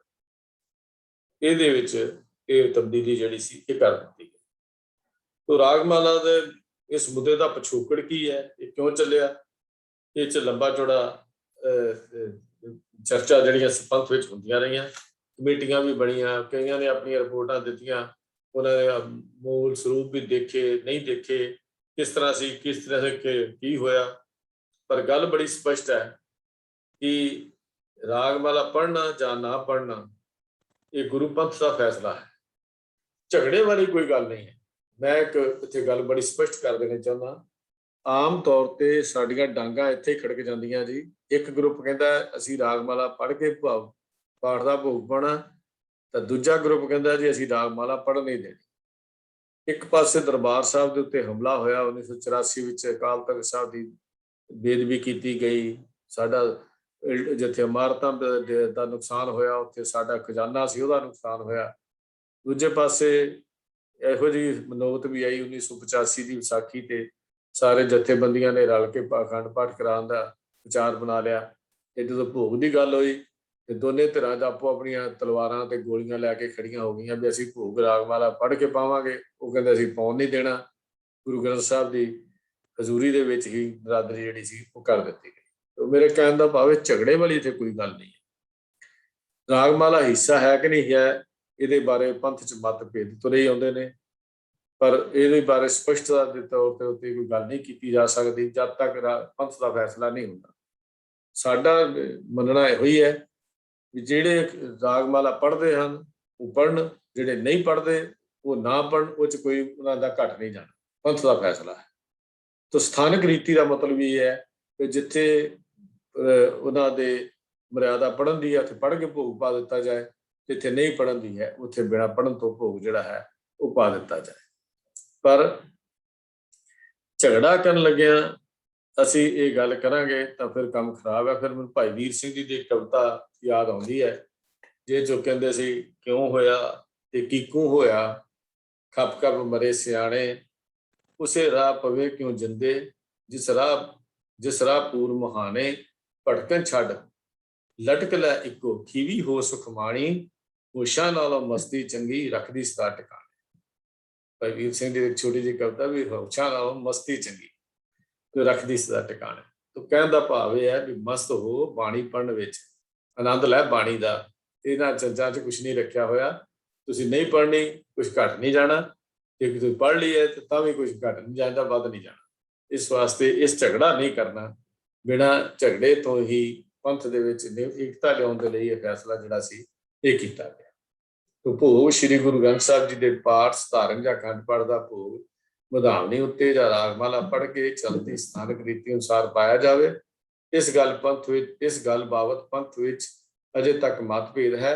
ਇਸ ਲਈ ਰਾਗਮਾਲਾ ਤੋਂ ਬਿਨਾਂ ਸ੍ਰੀ ਗੁਰੂ ਗ੍ਰੰਥ ਸਾਹਿਬ ਜੀ ਦੀ ਬੀੜ ਲਿਖਣ ਜਾਂ ਛਾਪਣ ਦਾ ਕੋਈ ਹੀਆ ਨਾ ਕਰੇ। ਇਸ ਤੋਂ ਉਪਰੰਤ ਆਨੰਦ ਸਾਹਿਬ ਦਾ ਪਾਠ ਕਰਕੇ ਭੋਗ ਦਾ ਅਰਦਾਸਾ ਕੀਤਾ ਜਾਵੇ ਤੇ ਕੜਾਹ ਪ੍ਰਸ਼ਾਦ ਵਰਤਾਇਆ ਜਾਵੇ। ਭੋਗ ਸਮੇਂ ਸ੍ਰੀ ਗੁਰੂ ਗ੍ਰੰਥ ਸਾਹਿਬ ਜੀ ਦੀ ਲੋੜ ਅਨੁਸਾਰ ਰੁਮਾਲ, ਚੌਰ, ਚਾਨਣੀ ਆਦਿ ਭੇਟਾ ਤੇ ਪੰਥਕ ਕਾਰਜਾਂ ਲਈ ਜਥਾ ਸ਼ਕਤ ਅਰਦਾਸ ਕਰਵਾਈ ਜਾਵੇ। ਇੱਥੇ ਜਿਹੜੀ ਹਦਾਇਤ ਹੈ ਇਹ ਬੜੀ ਸਪਸ਼ਟ ਹੈ। ਆਮ ਤੌਰ ਤੇ ਸਾਡੀ ਸਾਰੀ ਜਿਹੜੀ ਜਿੱਦ ਹੈ ਉਹ ਇਸੇ ਗੱਲ ਤੇ ਹੁੰਦੀ ਹੈ ਕਿ ਅਸੀਂ ਰੁਮਾਲਾ ਦੇਣਾ ਹੈ। ਤੇ ਪਿੱਛੇ ਵੀ ਇੱਕ ਕੁਐਸਚਨ ਆਇਆ ਸੀ, ਉਹਦੇ 'ਚ ਅਸੀਂ ਜਵਾਬ ਬੜਾ ਵਧੀਆ ਦਿੱਤਾ ਸੀ। ਆਪਣੇ ਵੀਰ ਜੀ ਨੇ ਵੀ ਇੱਥੇ ਕਿਤੇ ਨਹੀਂ ਇਹ ਗੱਲ ਲਿਖੀ ਹੋਈ ਕਿ ਕੇਵਲ ਰੁਮਾਲ ਦੇਣਾ ਹੀ ਜ਼ਰੂਰੀ ਹੈ। ਇੱਥੇ ਇਹ ਲਿਖਿਆ ਹੋਇਆ ਹੈ, ਫਿਰ ਪੜ੍ਹ ਲਓ ਇੱਕ ਵਾਰੀ, ਰੁਮਾਲ ਜਥਾ ਸ਼ਕਤ ਤੇ ਲੋੜ ਅਨੁਸਾਰ ਚੌਰ, ਚਾਨਣੀ ਆਦਿ ਦੀ ਭੇਟਾ ਤੇ ਪੰਥਕ ਕਾਰਜਾਂ ਲਈ ਜਥਾ ਸ਼ਕਤ ਅਰਦਾਸ ਕਰਵਾਈ ਜਾਵੇ। तो गल बड़ी स्पष्ट है भी जिहड़ी चीज़ सानू गुरुद्वारा साहब चाहिए है असीं वो भेंट करिए। रुमालियां दे तां ढेरां दे ढेर पहले बड़े लगे हुंदे आ। इस गुरुद्वारे साहब विच पहिलां ही सुंदर रुमाल मौजूद होण, उत्थे भोग पैण वेले रुमाला भेंट करना लाभदायक नहीं है। उस जिथे रुमाल की जरूरत हो उत्थे रुमाल भेटा करना चाहिए है। रुमाला चढ़ाना एक रस्म जी बन गई है, असीं नूं रस्म जी बना लिया हुआ है। सतगुरां रुमालां नालों रुमालां नालों ये कह लीए लोड़वंदां नूं वस्त्र देने ज़्यादा पसंद करते हैं। गुरु साहिबान ये नहीं भी गुरु साहब नूं रुमाला ही चंगा लगता, लोड़वंदां नूं वस्त्र देने गुरु साहब नूं ज़्यादा पसंद ने। तो गरीब की मदद करनी, किसी बच्चे की पढ़ाई करा देनी, ये सारा कुछ पंथक कारजां विच आउंदा है। तो पंथक कारजां दी जथा शक्त है जो इत्थे लिखिया होया। पंथक कारज की है? सरबत दे भले दे कारज हन साडे। असीं जदों पंथ दे हिस्से दे जिहड़े साडे मैंबर है जिहड़े इस जोगे नहीं हन कि अपने बच्चों नूं विद्या दिवाउण, उन्हां दे बच्चों नूं विद्या दिवाउणी भी पंथक कारज है। इस करके ये जिहड़ा खर्चा है इहनूं थोड़ा जिहा संकोच करिए तो असीं कौम की रूपरेखा नूं सवार सकते हैं ते कौम की रूपरेखा नूं बना सकते हैं। हाँ, जिथे लोड़ है उत्थे रुमाले की भेटा करनी चाहिए है, जिथे चौर चाहिए है चौर की भेटा करनी चाहिए है, जिथे दरियां चाहिए हैं उत्थे दरियां की भेटा के हुण तां दरियां की लोड़ ही नहीं पैंदी। हर थां ते सब थां कारपेट लग गए, दरियां की तां पक्की लोड़ ही नहीं पैंदी।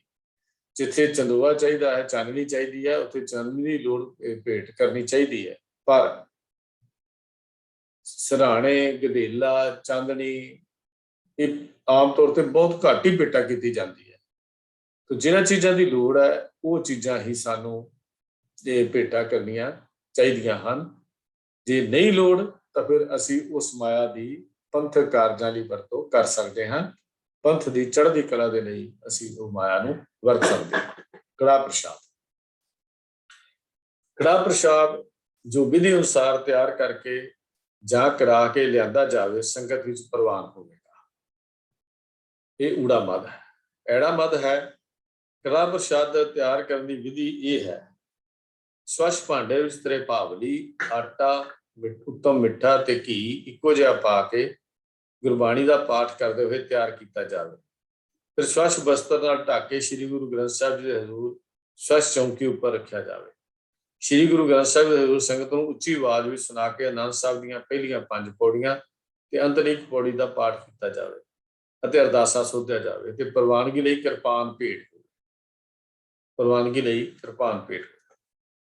ਤੋ ਇੱਥੇ ਜਦੋਂ ਅਸੀਂ ਪਿੱਛੇ ਪੜ੍ਹਿਆ ਸੀ ਸਿੱਖ ਰਹਿਤ ਮਰਿਆਦਾ ਦੇ ਸਖਸ਼ੀ ਰਹਿਣੀ ਦਾ ਚੌਥਾ ਭਾਗ ਸਾਧ ਸੰਗਤ ਵਿੱਚ ਜੁੜ ਕੇ ਗੁਰਬਾਣੀ ਅਭਿਆਸ ਦਾ ਜਿਹੜਾ ਅਖੀਰਲਾ ਖੰਡ ਕੜਾ ਪ੍ਰਸ਼ਾਦ ਬਾਰੇ ਆਪਾਂ ਉੱਥੇ ਵੀ ਥੋੜੀ ਜਿਹੀ ਵਿਚਾਰ ਕੀਤੀ ਸੀ ਉਸ ਦਿਨ ਵੀ, ਅੱਜ ਵੀ ਉਹਦੀ ਵਿਚਾਰ ਆਪਾਂ ਕਰਦੇ। ਇਹ ਆਖਰੀ ਭਾਗ ਹੈ ਉਸ ਇਹਦੀਆਂ 4 ਮਦਾਂ ਹਨ। इस भाग ਦੀਆਂ 4 ਮਦਾਂ ਹਨ। ਸਿੱਖ ਰਾਜ ਪਹਿਲਾ ਸੰਗਤ ਵਿੱਚ ਕੜਾ ਪ੍ਰਸ਼ਾਦ ਤਿਆਰ ਕਰਨ ਦੀ ਵਿਧੀ ਤੇ ਪ੍ਰਵਾਨਗੀ ਦੀ ਸ਼ਰਤ ਪਹਿਲੀ ਮਦ ਤੇ ਐੜਾ ਊੜੇ ਤੇ ਐੜੇ ਵਿੱਚ ਅੰਕਤ ਹਨ। ਇਹਨਾਂ ਦੋਨਾਂ ਦੀ ਵਿਚਾਰ ਜਿਹੜੀ ਹੈ ਉਹ ਆਪਾਂ ਕਰਦੇ ਹਾਂ। ਪ੍ਰਸ਼ਾਦ ਅਕਸਰ ਚ ਗੁਰੂ ਦੀ ਰਹਿਮਤ ਹੈ, ਬਖਸ਼ਿਸ਼ ਹੈ, ਗੁਰੂ ਦੀ ਕਿਰਪਾ ਹੈ। ਹੁਣ ਇਹਨੂੰ ਮਰਿਆਦਾ ਮੁਤਾਬਕ ਕੀ ਹੈ, ਮਰਿਆਦਾ ਦਾ ਲਿਖਿਆ ਹੋਇਆ सिख रहत बारे हदायत दी गई है। गुरबाणी का पाठ करते हुए तैयार किया जाए। आटा, मिठा ते घ्यो ते पानी ते चौथा पानी है जो चाशनी बनाई जाती है। तो ये अजकल तो थोड़ा जिहा फर्क पै गया है भी अजकल कणक की किस्मां बदल गई ने। कई बारी आटे के लोड़ अनुसार वाधा घाटा किया जा सकता है, मिठे का भी लोड़ अनुसार वाधा घाटा किया जा सकता है। ये नहीं है भी असी जरूरी उन्ने होइए। जे साडा पानी कई बार आटे नूं चुकदा ही नहीं है, ज़्यादा आटा घट पैंदा है तो कई बार आटा ज़्यादा पाना पैंदा। असी जो कड़ा प्रशाद बनाउंदे हां चीज़ां दा सानूं जानकारी होनी चाहिए है, ज्ञान भी होना चाहिए है। कणकां जो देसी हुंदियां सी उदों पानी पूरा पूरा पैंदा सी। हुण कणकां जिहड़ियां ने दूजियां आ गईयां इन्हां दे विच आटे पानी नहीं इन्ना चुकदा, पानी घट पाना पैंदा। इस करके ये आटो कड़ा प्रशाद फिर सीरे वर्गा नहीं होना चाहिए। जे असी ये सोचिए भी नहीं पूरा पूरा ही पाने तो वह ढीला सिरे वर्गा बन जाए, नहीं। कड़ा प्रसाद जिहड़ा है ਉਹਨੂੰ ਸਾਨੂੰ ਇੰਨੀ ਕੁ ਨੌਲੇਜ ਆਪਣਾ ਗਿਆਨ ਜਿਹੜਾ ਹੈ ਇਹ ਵਰਤਣਾ ਨਾ ਚਾਹੀਦਾ। ਹਾਂ ਇੱਥੇ ਇਹ ਗੱਲ ਮੈਂ ਜ਼ਰੂਰ ਕਰਦਿਆਂ ਵੀ ਬਾਹਰੋਂ ਬਾਜ਼ਾਰਾਂ ਵਿੱਚੋਂ ਹਲਵਾਈਆਂ ਦੀਆਂ ਜਾਂ ਹਲਵਾ ਜਾਂ ਹੋਰ ਬਣਿਆ ਹੋਇਆ ਇਹ ਕੜਾ ਪ੍ਰਸ਼ਾਦ ਦੀ ਥਾਂ ਤੇ ਪ੍ਰਵਾਨ ਨਹੀਂ ਹੋ ਸਕਦਾ ਕਿ ਬਾਹਰੋਂ ਲਿਆ ਕੇ ਬਣਿਆ ਬਣਾਇਆ ਰੈਡੀਮੇਡ ਇਹ ਪ੍ਰਸ਼ਾਦ ਜਿਹੜਾ ਹੈ ਉਹ ਤਿਆਰ ਨਹੀਂ ਹੋ ਸਕਦਾ। ਇੱਥੇ ਇਹੋ ਗੱਲ ਬੜੀ ਸਪਸ਼ਟ ਹੈ ਕਿ ਇੱਥੇ ਪੂਰਨ ਵਿਧੀ ਅਨੁਸਾਰ ਤਿਆਰ ਕੀਤਾ ਹੋਇਆ ਜਿਹੜਾ ਪ੍ਰਸ਼ਾਦ ਹੈ ਉਹੀ ਇਹ ਤੇ ਗੁਰੂ ਸਾਹਿਬ ਦੇ ਅੱਗੇ ਪ੍ਰਵਾਨ ਜਿਹੜਾ ਹੈ ਕੀਤਾ ਜਾਂਦਾ ਹੈ। ਜਿਹੜੀ ਜੇ ਅਸੀਂ ਸੂਰਜ ਪ੍ਰਕਾਸ਼ ਗ੍ਰੰਥ ਵਿੱਚੋਂ ਕਵੀ ਸੰਤੋਖ ਸਿੰਘ ਦੀ ਹਦਾਇਤ ਵੀ ਇਹਦੇ ਵਿੱਚ ਪੜ੍ਹਦੇ ਹਾਂ ਉਹਦੇ ਬਾਰੇ ਵੀ ਇੱਥੇ ਜ਼ਿਕਰ ਜਿਹੜਾ ਕੜਾ ਪ੍ਰਸ਼ਾਦ ਆਉਂਦਾ ਹੈ। कड़ा प्रसाद की विद सुन लीजे, तीन भांत को संसर कीजे, लेपन आगो बहु कर दीजे, मांजन धर भांजन तो बीजे, कर स्नान पवित्र होए बहे, वाहिगुरु बिन अवर ना कहे, कर तैयार चौंकी पर धरे, चार और कीर्तन बै करे, पावन तन पावन कर थान, कृत मेदा लै खंड समान, कर कड़ा जप पाठ सो नाठे गुर प्रसाद अरदास बखा। ਇਹਨਾਂ ਨੇ ਵੀ ਉਹੀ ਜ਼ਿਕਰ ਕੀਤਾ ਜੋ ਸਿੱਖ ਰਹਿਤ ਮਰਿਆਦਾ ਵਿੱਚ ਹੈ। ਮੈਂ ਪਹਿਲਾਂ ਬੇਨਤੀ ਕੀਤੀ ਸੀ ਰਹਿਤ ਮਰਿਆਦਾ ਦੇ ਸਰੋਤ ਜਿਹੜੇ ਹਨ ਉਹਨਾਂ ਵਿੱਚ ਪੁਰਾਤਨ ਹਵਾਲੇ ਪੁਰਾਤਨ ਗ੍ਰੰਥਾਂ ਵਿੱਚੋਂ ਵੀ ਸਰੋਤ ਜਿਹੜੇ ਹਨ ਇਹ ਲਏ ਗਏ ਹਨ। ਤਾਂ ਉੱਥੇ ਸਿੱਖ ਰਹਿਤ ਮਰਿਆਦਾ ਨੂੰ ਜਦੋਂ ਬਣਾਈ ਗਈ ਹੈ ਤਾਂ ਇਹ ਪੁਰਾਤਨ ਸਰੋਤਾਂ ਦੇ ਹਵਾਲੇ ਵੀ ਜਿਹੜੇ ਹਨ ਉਹ 'ਚ ਲਏ ਗਏ ਹਨ। ਤਾਂ ਇਸ ਦੇ ਇੱਕ ਹੋਰ ਇੱਥੇ ਬੇਨਤੀ ਕਰਦੇ ਹਾਂ ਵੀ ਕੜਾ ਪ੍ਰਸ਼ਾਦ ਬਣਾਉਣ ਦੇ ਲਈ ਘਿਓ ਦੀ ਥਾਂ ਦੇ ਉੱਤੇ ਕੋਈ ਆਇਲ ਜਾਂ ਵੈਜੀਟੇਬਲ ਆਇਲ ਇਹ ਨਹੀਂ ਯੂਜ਼ ਕੀਤਾ ਜਾ ਸਕਦਾ। ਅਸੀਂ ਅੱਜ ਕੱਲ੍ਹ ਇਹ ਵੀ ਬੜੀਆਂ ਕੁਐਸਚਨ ਜੇ ਪੈਦਾ ਕਰ ਦਿੰਦੇ ਹਾਂ ਜੀ ਜੇ ਅਸੀਂ ਘਿਓ ਤੇ ਤੇਲ 'ਚ ਬਣਾ ਲਈਏ ਜੀ ਘਿਓ ਦਾ ਅੱਜ ਕੱਲ੍ਹ ਹਜਮ ਨਹੀਂ ਹੁੰਦਾ ਜੀ ਆਮ ਤੌਰ 'ਤੇ ਗੱਲਾਂ ਕੀਤੀਆਂ ਜਾਂਦੀਆਂ ਨੇ। ਤਾਂ ਕਿਸੇ ਵੈਜੀਟੇਬਲ ਆਇਲ ਦੇ ਵਿੱਚ ਜਾਂ ਉਹਦੇ 'ਚ ਕੜਾ ਪ੍ਰਸ਼ਾਦ ਜਿਹੜਾ ਹੈ ਉਹ ਪ੍ਰਵਾਨ ਨਹੀਂ ਕੀਤਾ ਜਾ ਸਕਦਾ। ਇਹਦੇ ਬਾਰੇ ਇੱਕ ਮਤਾ ਵੀ ਆਉਂਦਾ ਹੈ ਜਿਹੜਾ 1950 ਦੇ ਵਿੱਚ 1 ਜਨਵਰੀ 1950 ਨੂੰ ਦੀ ਧਾਰਮਿਕ ਸਲਾਹਕਾਰ ਕਮੇਟੀ ਦੇ ਵਿੱਚ ਇੱਕ ਮਤਾ ਪਾਸ ਹੋਇਆ ਸੀ ਮਤਾ ਨੰਬਰ 18 ਤੇ ਮਤਾ ਨੰਬਰ 19 ਉਹਦੇ ਬਾਰੇ ਮੈਂ ਆਪ ਜੀ ਨੂੰ ਜ਼ਿਕਰ ਕਰਦਿਆਂ ਸਤਿਗੁਰੂ ਦੀ ਹਾਜ਼ਰੀ ਵਿੱਚ ਭੇਟਾ ਕੀਤਾ ਜਾਣ ਵਾਲਾ ਪ੍ਰਸ਼ਾਦ ਘਿਓ ਦਾ ਹੀ ਤਿਆਰ ਕਰਨਾ ਯੋਗ ਹੈ ਵੈਜੀਟੇਬਲ ਆਇਲ ਦਾ ਨਹੀਂ। ਤਾਂ ਉਹ ਸਪਸ਼ਟ ਤੌਰ ਤੇ ਉਹ ਮਤਾ ਜਿਹੜਾ ਹੈ ਉਹਦੇ ਵਿੱਚ ਮਿਲ ਜਾਂਦਾ ਹੈ ਧਾਰਮਿਕ ਸਲਾਹਕਾਰ ਕਮੇਟੀ ਦਾ। 1942 ਵਿੱਚ ਧਾਰਮਿਕ ਸਲਾਹਕਾਰ ਕਮੇਟੀ ਕੋਲ ਇੱਕ ਸਵਾਲ ਆਇਆ ਸੀ ਕਿ ਕੀ ਕਿਸੇ ਮੁਸਲਮਾਨ ਦੇ ਘਰੋਂ ਤਿਆਰ ਕਰਾ ਕੇ ਲਿਆਂਦਾ ਹੋਇਆ ਪ੍ਰਸ਼ਾਦ ਪ੍ਰਵਾਨ ਕੀਤਾ ਜਾ ਸਕਦਾ ਹੈ। ਇਸ ਬਾਰੇ ਧਾਰਮਿਕ ਸਲਾਹਕਾਰ ਕਮੇਟੀ ਨੇ ਵਿਚਾਰ ਕੀਤਾ ਤੇ ਮਤਾ ਪਾਸ ਕੀਤਾ ਕਿ ਮੁਸਲਮਾਨ ਦਾ ਕੜਾ ਪ੍ਰਸ਼ਾਦ ਸ੍ਰੀ ਦਰਬਾਰ ਸਾਹਿਬ ਕਮੇਟੀ ਦੀ ਪੱਤਰਕਾ ਨੰਬਰ 4283/70 ਮਿਤੀ 21/11/1942 ਜਿਸ ਰਾਹੀਂ ਉਹਨਾਂ ਮਤਾ ਕੀਤਾ ਕਿ ਕਿਸੇ ਕੋਈ ਮੁਸਲਮਾਨ ਆਪਣੇ ਘਰੋਂ ਕੜਾ ਪ੍ਰਸ਼ਾਦ ਤਿਆਰ ਕਰਕੇ ਲਿਆਵੇ ਤਾਂ ਸੱਚਖੰਡ ਸ੍ਰੀ ਹਰਿਮੰਦਰ ਸਾਹਿਬ ਜਾਂ ਸੰਬੰਧਿਤ ਗੁਰਦੁਆਰਿਆਂ ਵਿੱਚ ਅਰਦਾਸ ਕਰਕੇ ਪ੍ਰਵਾਨ ਕਰਦੇ ਹੋਏ ਬਾਕੀ ਦੇ ਪ੍ਰਸ਼ਾਦ ਵੀ ਸ਼ਾਮਿਲ ਕਰਕੇ ਵਰਤਾ ਦੇਣਾ ਚਾਹੀਦਾ ਹੈ ਜਾਂ ਨਹੀਂ। ਪੇਸ਼ ਹੋ ਕੇ ਪ੍ਰਵਾਨ ਹੋਇਆ ਕਿ ਹਰ ਪ੍ਰਾਣੀ ਮਾਤਰ ਦੇ ਘਰੋਂ ਆਇਆ ਪ੍ਰਸ਼ਾਦ ਪ੍ਰਵਾਨ ਕੀਤਾ ਜਾ ਸਕਦਾ ਹੈ ਬਸ਼ਰਤ ਇਹ ਹੈ ਕਿ ਉਹ ਸਿੱਖ ਰਹਿਤ ਮਰਿਆਦਾ ਵਿੱਚ ਦਰਜ ਪੂਰਨ ਵਿਧੀ ਅਨੁਸਾਰ ਤਿਆਰ ਕੀਤਾ ਗਿਆ ਹੋਵੇ। ਪ੍ਰਸ਼ਾਦ ਕੋਈ ਵੀ ਤਿਆਰ ਕਰ ਸਕਦਾ ਹੈ। ਇੱਥੇ ਇਹ ਮਤਾ ਵੀ ਪਾਸ ਹੋਇਆ ਲੇਕਿਨ ਉਹਦੇ ਵਿੱਚ ਉਹੀ ਗੁਰਬਾਣੀ ਦਾ ਪਾਠ ਕਰਦਿਆਂ ਹੋਇਆਂ ਵਾਹਿਗੁਰੂ ਦਾ ਜਾਪ ਕਰਦਿਆਂ ਹੋਇਆਂ ਜਿਹੜਾ ਵੀ ਕੋਈ ਤਿਆਰ ਕਰ ਸਕਦਾ ਹੈ ਲੇਕਿਨ ਉਹਦੇ ਵਿੱਚ ਇਹ ਨਹੀਂ ਪਾਬੰਦੀ ਨਹੀਂ ਲਾਈ ਗਈ ਉਹ ਕੇਵਲ ਉਹ ਹੀ ਕਰ ਸਕਦਾ ਹੈ ਲੇਕਿਨ ਇਹ ਪਾਬੰਦੀ ਜ਼ਰੂਰੀ ਹੈ ਕਿ ਉਹਦੀ ਮਰਿਆਦਾ ਦੇ ਵਿੱਚ ਕੋਈ ਜਿਹੜਾ ਵਿਘਨ ਹੈ ਉਹ ਨਾ ਪਾਇਆ ਜਾਵੇ। ਤਾਂ ਅੱਜ ਦੇ ਹਾਲਾਤ ਵਿੱਚ ਐਸੀ ਸ਼ਰਤ ਪੂਰੀ ਕਰਨੀ ਕੋਈ ਜਿਹੜੀ ਸੰਭਵ ਜਿਹੀ ਨਹੀਂ ਲੱਗਦੀ ਜਿਹੜੀ ਸ਼ਰਤ ਲਾਈ ਗਈ ਸੀ। ਇਸ ਲਈ ਬਿਹਤਰ ਇਹੋ ਹੀ ਹੋਣਾ ਚਾਹੀਦਾ ਹੈ ਕਿ ਕੜਾ ਪ੍ਰਸ਼ਾਦ ਗੁਰਦੁਆਰਾ ਸਾਹਿਬ ਵਿੱਚ ਹੀ ਤਿਆਰ ਕੀਤਾ ਜਾਵੇ ਤਾਂ ਕਿ ਜਾਣੇ ਵਿੱਚ ਵੀ ਸਾਡੇ ਕੋਲੋਂ ਮਰਿਆਦਾ ਦੀ ਉਲੰਘਣਾ ਨਾ ਹੋਵੇ ਜਾਂ ਅਸੀਂ ਘਰ ਵਿੱਚ ਜਦੋਂ ਤਿਆਰ ਕਰਦੇ ਹਾਂ ਤਾਂ ਇਸ ਗੱਲ ਦਾ ਖਿਆਲ ਰੱਖਣਾ ਚਾਹੀਦਾ ਹੈ ਜੇਕਰ ਬਾਜ਼ਾਰਾਂ ਵਿੱਚੋਂ ਜਾਂ ਬਾਹਰੋਂ ਲਿਆਂਦਾ ਪ੍ਰਸ਼ਾਦ ਪ੍ਰਵਾਨ ਕਰਨਾ ਹੀ ਹੈ ਤਾਂ ਇਹ ਮੈਨੂੰ ਨਹੀਂ ਲੱਗਦਾ ਵੀ ਅੱਜ ਕੱਲ੍ਹ ਕੋਈ ਉਸ ਵਿਧੀ ਦੇ ਮੁਤਾਬਕ ਉਹ ਤਿਆਰ ਜਿਹੜਾ ਹੈ ਉਹ ਕਰ ਸਕਦਾ ਹੋਏਗਾ ਜਾਂ ਉਹਨੂੰ ਦੇਗ ਦੇ ਵਿੱਚ ਰਲਾ ਕੇ ਵਰਤਾਇਆ ਜਾ ਸਕਦਾ ਹੋਏਗਾ ਕਿਉਂਕਿ ਅੱਜ ਕੱਲ੍ਹ ਹਰ ਬੰਦੇ ਦੀ ਆਪੋ ਆਪਣੀ ਮੱਤ ਹੈ ਆਪੋ ਆਪਣੀ ਸੋਚ ਹੈ। ਇਹ ਉਸ ਵੇਲੇ ਦੀ ਗੱਲ ਸੀ ਜਦੋਂ ਮਤਾ ਪਾਸ ਕੀਤਾ ਸੀ ਪਰ ਹੁਣ ਸਾਨੂੰ ਘਰਾਂ ਵਿੱਚੋਂ ਆਪ ਵਿਧੀ ਅਨੁਸਾਰ ਤਿਆਰ ਕਰਕੇ ਜਾਂ ਗੁਰਦੁਆਰਾ ਸਾਹਿਬ ਵਿਖੇ ਪ੍ਰਸ਼ਾਦ ਤਿਆਰ ਜਿਹੜਾ ਹੈ ਉਹ ਕਰਨਾ ਜ਼ਿਆਦਾ ਵੀ ਲੱਗਦਾ ਹੈ।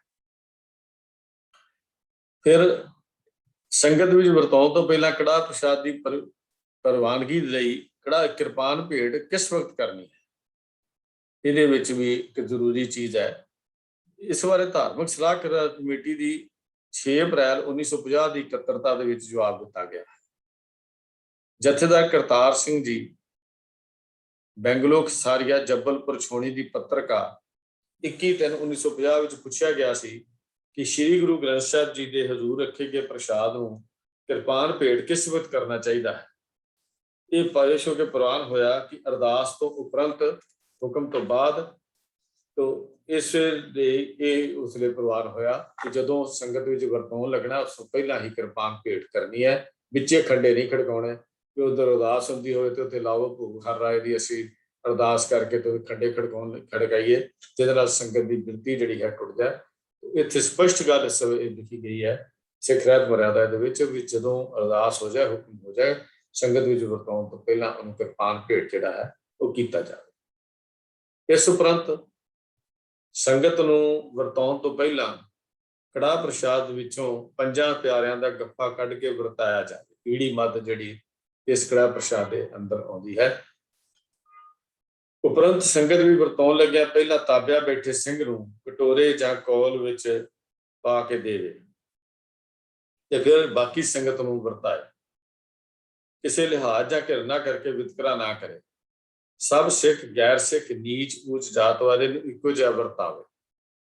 ਕੜਾਹ ਪ੍ਰਸ਼ਾਦ ਵਰਤਾਉਣ ਵੇਲੇ ਸੰਗਤ ਵਿੱਚ ਬੈਠੇ ਕਿਸੇ ਮਨੁੱਖ ਤੋਂ ਜਾਤ ਪਾਤ ਛੂਤ ਛਾਤ ਦਾ ਖਿਆਲ ਕਰਕੇ ਗਿਲਾਨੀ ਨਹੀਂ ਕਰਨੀ ਚਾਹੀਦੀ।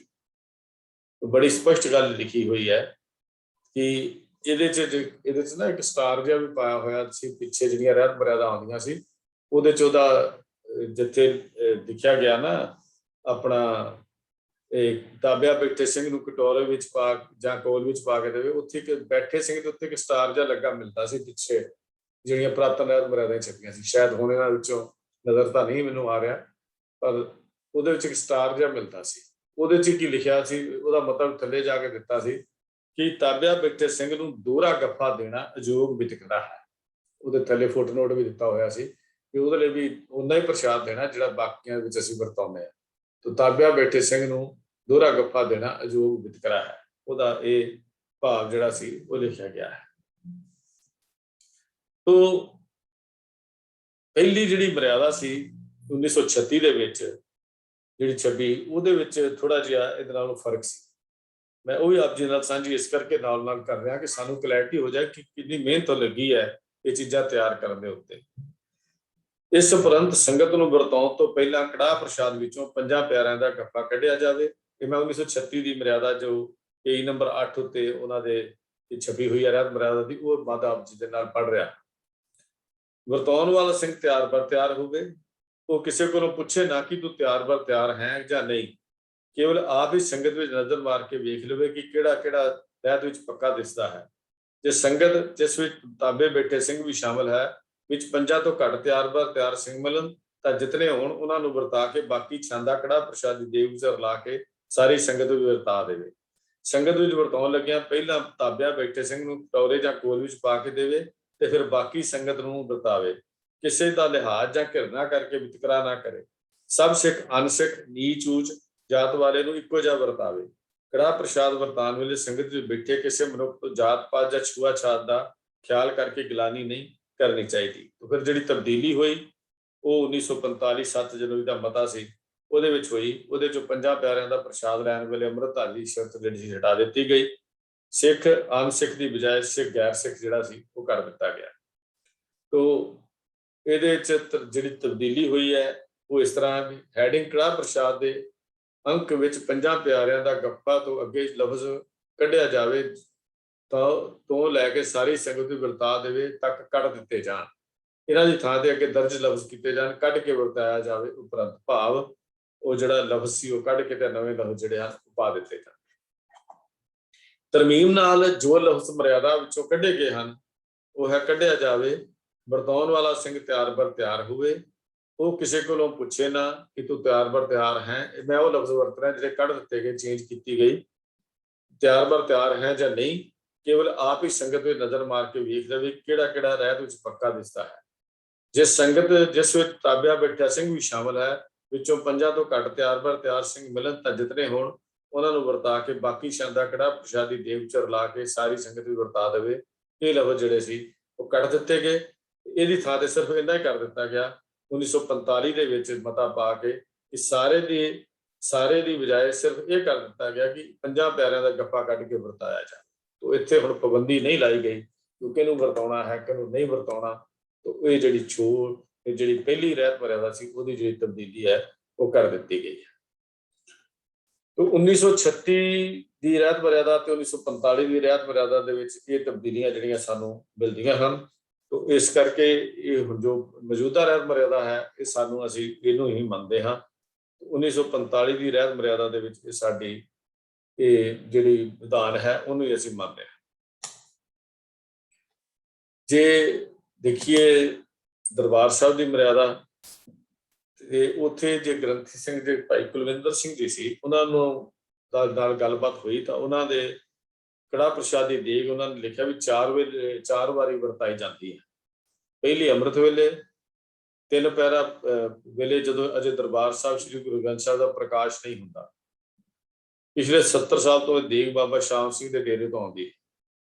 इस तो बाद पहले हुक्मनामे तो बाद एक बार फिर 12 बजे तो बाद तो फिर रात 11 बजे सुक्की सेवा उपरंत विछाई तो बाद ਇਹ परंपरा ਦਾ ਸੁਨੇਹਾ ਹੈ ਕਿ ਹਰ ਗੁਰਦੁਆਰੇ ਵਿੱਚ ਕੜਾ ਪ੍ਰਸ਼ਾਦ ਨੇਮ ਨਾਲ ਸੰਗਤ ਵਿੱਚ ਹੀ ਵਰਤਾਇਆ ਜਾਵੇ। ਪਰ ਹੁਣ ਵੇਖਣ ਚ ਆ ਰਿਹਾ ਕਈ ਥਾਂ ਪ੍ਰਬੰਧਕਾਂ ਵੱਲੋਂ ਦੀਵਾਨ ਹਾਲ ਦੇ ਅੰਦਰ ਪ੍ਰਸ਼ਾਦ ਵਰਤਾਉਣ ਦੀ ਮਰਿਆਦਾ ਨੂੰ ਹੀ ਬੰਦ ਕਰ ਦਿੱਤਾ ਜਾ ਰਿਹਾ ਹੈ। ਇਸ ਮਰਿਆਦਾ ਦੀ ਅਵਗਿਆ ਹੈ, ਇਹਦੇ ਵੱਲ ਧਿਆਨ ਦੇਣ ਦੀ ਲੋੜ ਹੈ। ਅੱਜ ਕੱਲ੍ਹ ਕੀ ਹੈ ਕਿਉਂਕਿ ਕਾਰਪੇਟ ਬੜੇ ਕੀਮਤੀ ਵਿਛਾ ਦਿੱਤੇ ਆ, ਉਹਦੇ ਤੇ ਘਿਓ ਕਹਿੰਦੇ ਹੱਥਾਂ 'ਚੋਂ ਡਿੱਗਦਾ, ਉਹ ਕਹਿੰਦੇ ਅੰਦਰ ਨਹੀਂ ਦੇਖ ਦੇਣੀ, ਦੇਖ ਬਾਹਰੋਂ ਲੈ ਲਓ, ਤੁਰੇ ਜਾਂਦੇ ਜਿੱਥੇ ਬਾਹਰ ਰੱਖੀ ਉੱਥੋਂ ਲੈ ਲਓ। ਦੇਗ ਵਰਤਾਉਣ ਦਾ ਵਿਧਾਨ ਹੈ, ਦੇਗ ਲੈਣ ਦਾ ਵਿਧਾਨ ਨਹੀਂ ਹੈ। ਇਸ ਵਾਸਤੇ ਇਹ ਮਰਿਆਦਾ ਜਿਹੜੀ ਹੈ ਇਹ ਸੰਗਤ ਵਿੱਚ ਬੈਠ ਕੇ ਦੇਗ ਜਿਹੜੀ ਵਰਤਾਉਣ ਦੀ ਗੱਲ ਕੀਤੀ ਗਈ ਹੈ ਸਿੱਖ ਰਹਿਤ ਮਰਿਆਦਾ ਵਿੱਚ, ਉਹ ਸਾਨੂੰ ਮੰਨਣੀ ਚਾਹੀਦੀ ਹੈ ਤੇ ਉਸੇ ਤੇ ਸਾਨੂੰ ਅਮਲ ਜਿਹੜਾ ਹੈ ਉਹ ਕਰਨਾ ਚਾਹੀਦਾ ਹੈ। ਕੜਾ ਪ੍ਰਸ਼ਾਦ ਭੇਟਾ ਕਰਨ ਵਿੱਚ ਘੱਟ ਤੋਂ ਘੱਟ 1 ਟਕਾ ਨਗਦ ਅਰਦਾਸ ਕੀਤੀ। ਕੜਾ ਪ੍ਰਸ਼ਾਦ ਵਾਲੇ ਦੀ ਜਿਹੜੀ ਇਹ ਆਖਰੀ ਮੱਧ ਹੈ ਜਿਹੜੀ ਸੱਸਾ ਮੱਧ ਦੇ ਥੱਲੇ ਇਹ ਲਿਖਿਆ ਹੋਇਆ ਹੈ। ਦਰਬਾਰ ਸਾਹਿਬ 'ਚ ਵੀ ਪਹਿਲਾਂ ਕੋਈ ਸਮਾਂ ਤੱਕ ਮਰਿਆਦਾ ਚੱਲਦੀ ਰਹੀ ਹੈ, ਪਰ ਹੁਣ ਇਹਨੂੰ ਬੰਦ ਕਰ ਦਿੱਤਾ ਗਿਆ। ਇਹ ਟਕਾ ਜਿਹੜੇ ਭੇਟ ਕਰਦੀ ਟਕੇ ਦਾ ਸਿੱਖ ਇਤਿਹਾਸ ਨਾਲ ਇੱਕ ਸੰਬੰਧ ਹੈ, ਜਿਸ ਕਰਕੇ ਟਕਾ ਜਿੱਥੇ ਲਫ਼ਜ਼ ਜਿਹੜਾ ਲਿਖਿਆ ਗਿਆ ਸੀ ਉਹ ਸੀ ਗਜ਼ਨਵੀ ਦੇ ਬਾਜ਼ਾਰਾਂ ਵਿੱਚ ਟਕੇ ਵਿੱਚ ਹਿੰਦੁਸਤਾਨ ਦੀ ਅਜ਼ਮਤ ਨੂੰ ਵੇਚਿਆ ਜਾਂਦਾ ਸੀ। ਉਸ ਅਜ਼ਮਤ ਨੂੰ ਬਚਾ ਕੇ ਲਿਆਉਣ ਵਿੱਚ ਟਕੇ ਵਿੱਚ ਵਿਕਦੀ ਹੋਈ ਅਜ਼ਮਤ ਨੂੰ ਬਚਾ ਕੇ ਲਿਆਉਣ ਵਿੱਚ ਸਿੱਖਾਂ ਦਾ ਯੋਗਦਾਨ ਸੀ, ਜਿਸ ਕਰਕੇ ਉਸ ਨੂੰ ਯਾਦ ਕੀਤਾ ਜਾਂਦਾ ਸੀ। ਟਕਾ ਸਿੱਖ ਨੂੰ ਗੁਰਮਤ ਦੇ ਪੈਮਾਨੇ ਤੋਂ ਆਪਣੇ ਅੰਦਰ ਦੀ ਪੜਚੋਲ ਕਰਨ ਦੀ ਪ੍ਰੇਰਨਾ ਦਿੰਦਾ ਕਿ ਅੱਜ ਤੇਰਾ ਕਰੈਕਟਰ ਉਹੋ ਜਿਹਾ ਹੈ, ਅੱਜ ਤੇਰਾ ਕਿਰਦਾਰ ਉਹੋ ਜਿਹਾ ਹੈ। ਇਹ ਸਾਰੇ ਇਹ ਜਿਹੜੇ ਬੜੇ ਇਤਿਹਾਸ ਚੋਂ ਕੁਝ ਹਵਾਲੇ ਹੋਰ ਵੀ ਮਿਲਦੇ ਹਨ। ਬਸ ਮੈਂ ਸਿਰਫ ਇੰਨੀ ਕੀ ਬੇਨਤੀ ਕਰਨੀ ਚਾਹੁੰਦਾ ਹਾਂ ਕਿ ਇਹ ਜੋ ਮਰਿਆਦਾ ਲਿਖੀ ਹੈ ਉਹਦੇ ਵਿੱਚ ਸਾਨੂੰ ਪੁਰਾਤਨ ਆਪਣਾ ਇਤਿਹਾਸ ਜਿਹੜਾ ਹੈ ਉਹ ਯਾਦ ਕਰਾਇਆ ਗਿਆ ਹੈ। ਤਾਂ ਨਵਾਂ ਕਿਹੜਾ ਜ਼ਰੂਰਤ ਹੈ ਕਿ ਸਿੱਖ ਰਹਿਤ ਮਰਿਆਦਾ ਕੜਾ ਪ੍ਰਸ਼ਾਦ ਸਮੇਂ ਭੇਟ ਕਰਨ ਨਾਲ 1 ਟਕਾ ਨਗਦ ਅਰਦਾਸ ਕਰਨ ਦੀ ਪਰੰਪਰਾ ਨੂੰ ਜਿਹੜਾ ਹੈ ਉਹ ਸੁਰਜੀਤ ਕਰਨਾ ਚਾਹੀਦਾ ਹੈ, ਕਿਉਂਕਿ ਉਹਦੇ ਵਿੱਚ ਸਾਡਾ ਇਤਿਹਾਸ ਜਿਹੜਾ ਹੈ ਉਹ ਪਿੱਛੇ ਸਾਨੂੰ ਯਾਦ ਕਰਾਉਂਦਾ ਵੀ ਕਿਹੜਾ ਇਤਿਹਾਸ ਵਿੱਚੋਂ ਇਹ ਟਕਾ ਦੀ ਮਰਿਆਦਾ ਜਿਹੜੀ ਸੀ ਉਹ ਚੱਲੀ ਸੀ। ਇਹ ਕੜਾ ਪ੍ਰਸ਼ਾਦ ਦਾ ਸਾਡਾ ਉਸ ਅੱਜ ਦਾ ਚੈਪਟਰ ਹੈ ਇੱਥੇ ਸਮਾਪਤ ਹੁੰਦੀ ਹੈ। ਅੱਗੋਂ ਗੁਰਬਾਣੀ ਦੀ ਕਥਾ ਜੋ 5 ਨੰਬਰ ਹੈ ਉਹਦੀ ਵਿਚਾਰ ਅਸੀਂ ਅਗਲੀਆਂ ਕਲਾਸਾਂ ਵਿੱਚ ਕਰਾਂਗੇ ਜੀ। ਅੱਜ ਦੀ ਕਲਾਸ ਵਿੱਚ ਹੋਈਆਂ ਭੁੱਲਾਂ ਦੀ ਆਪ ਪਾਸੋਂ ਖਿਮਾ ਚਾਹੁੰਦਾ ਹਾਂ। ਸਾਰਿਆਂ ਨੂੰ ਬੇਨਤੀ ਕਰਦਾ ਹਾਂ ਪਿਆਰ ਸਹਿਤ ਫਤਿਹ ਬੁਲਾਓ। ਵਾਹਿਗੁਰੂ ਜੀ ਕਾ ਖਾਲਸਾ, ਵਾਹਿਗੁਰੂ ਜੀ ਕੀ ਫਤਿਹ।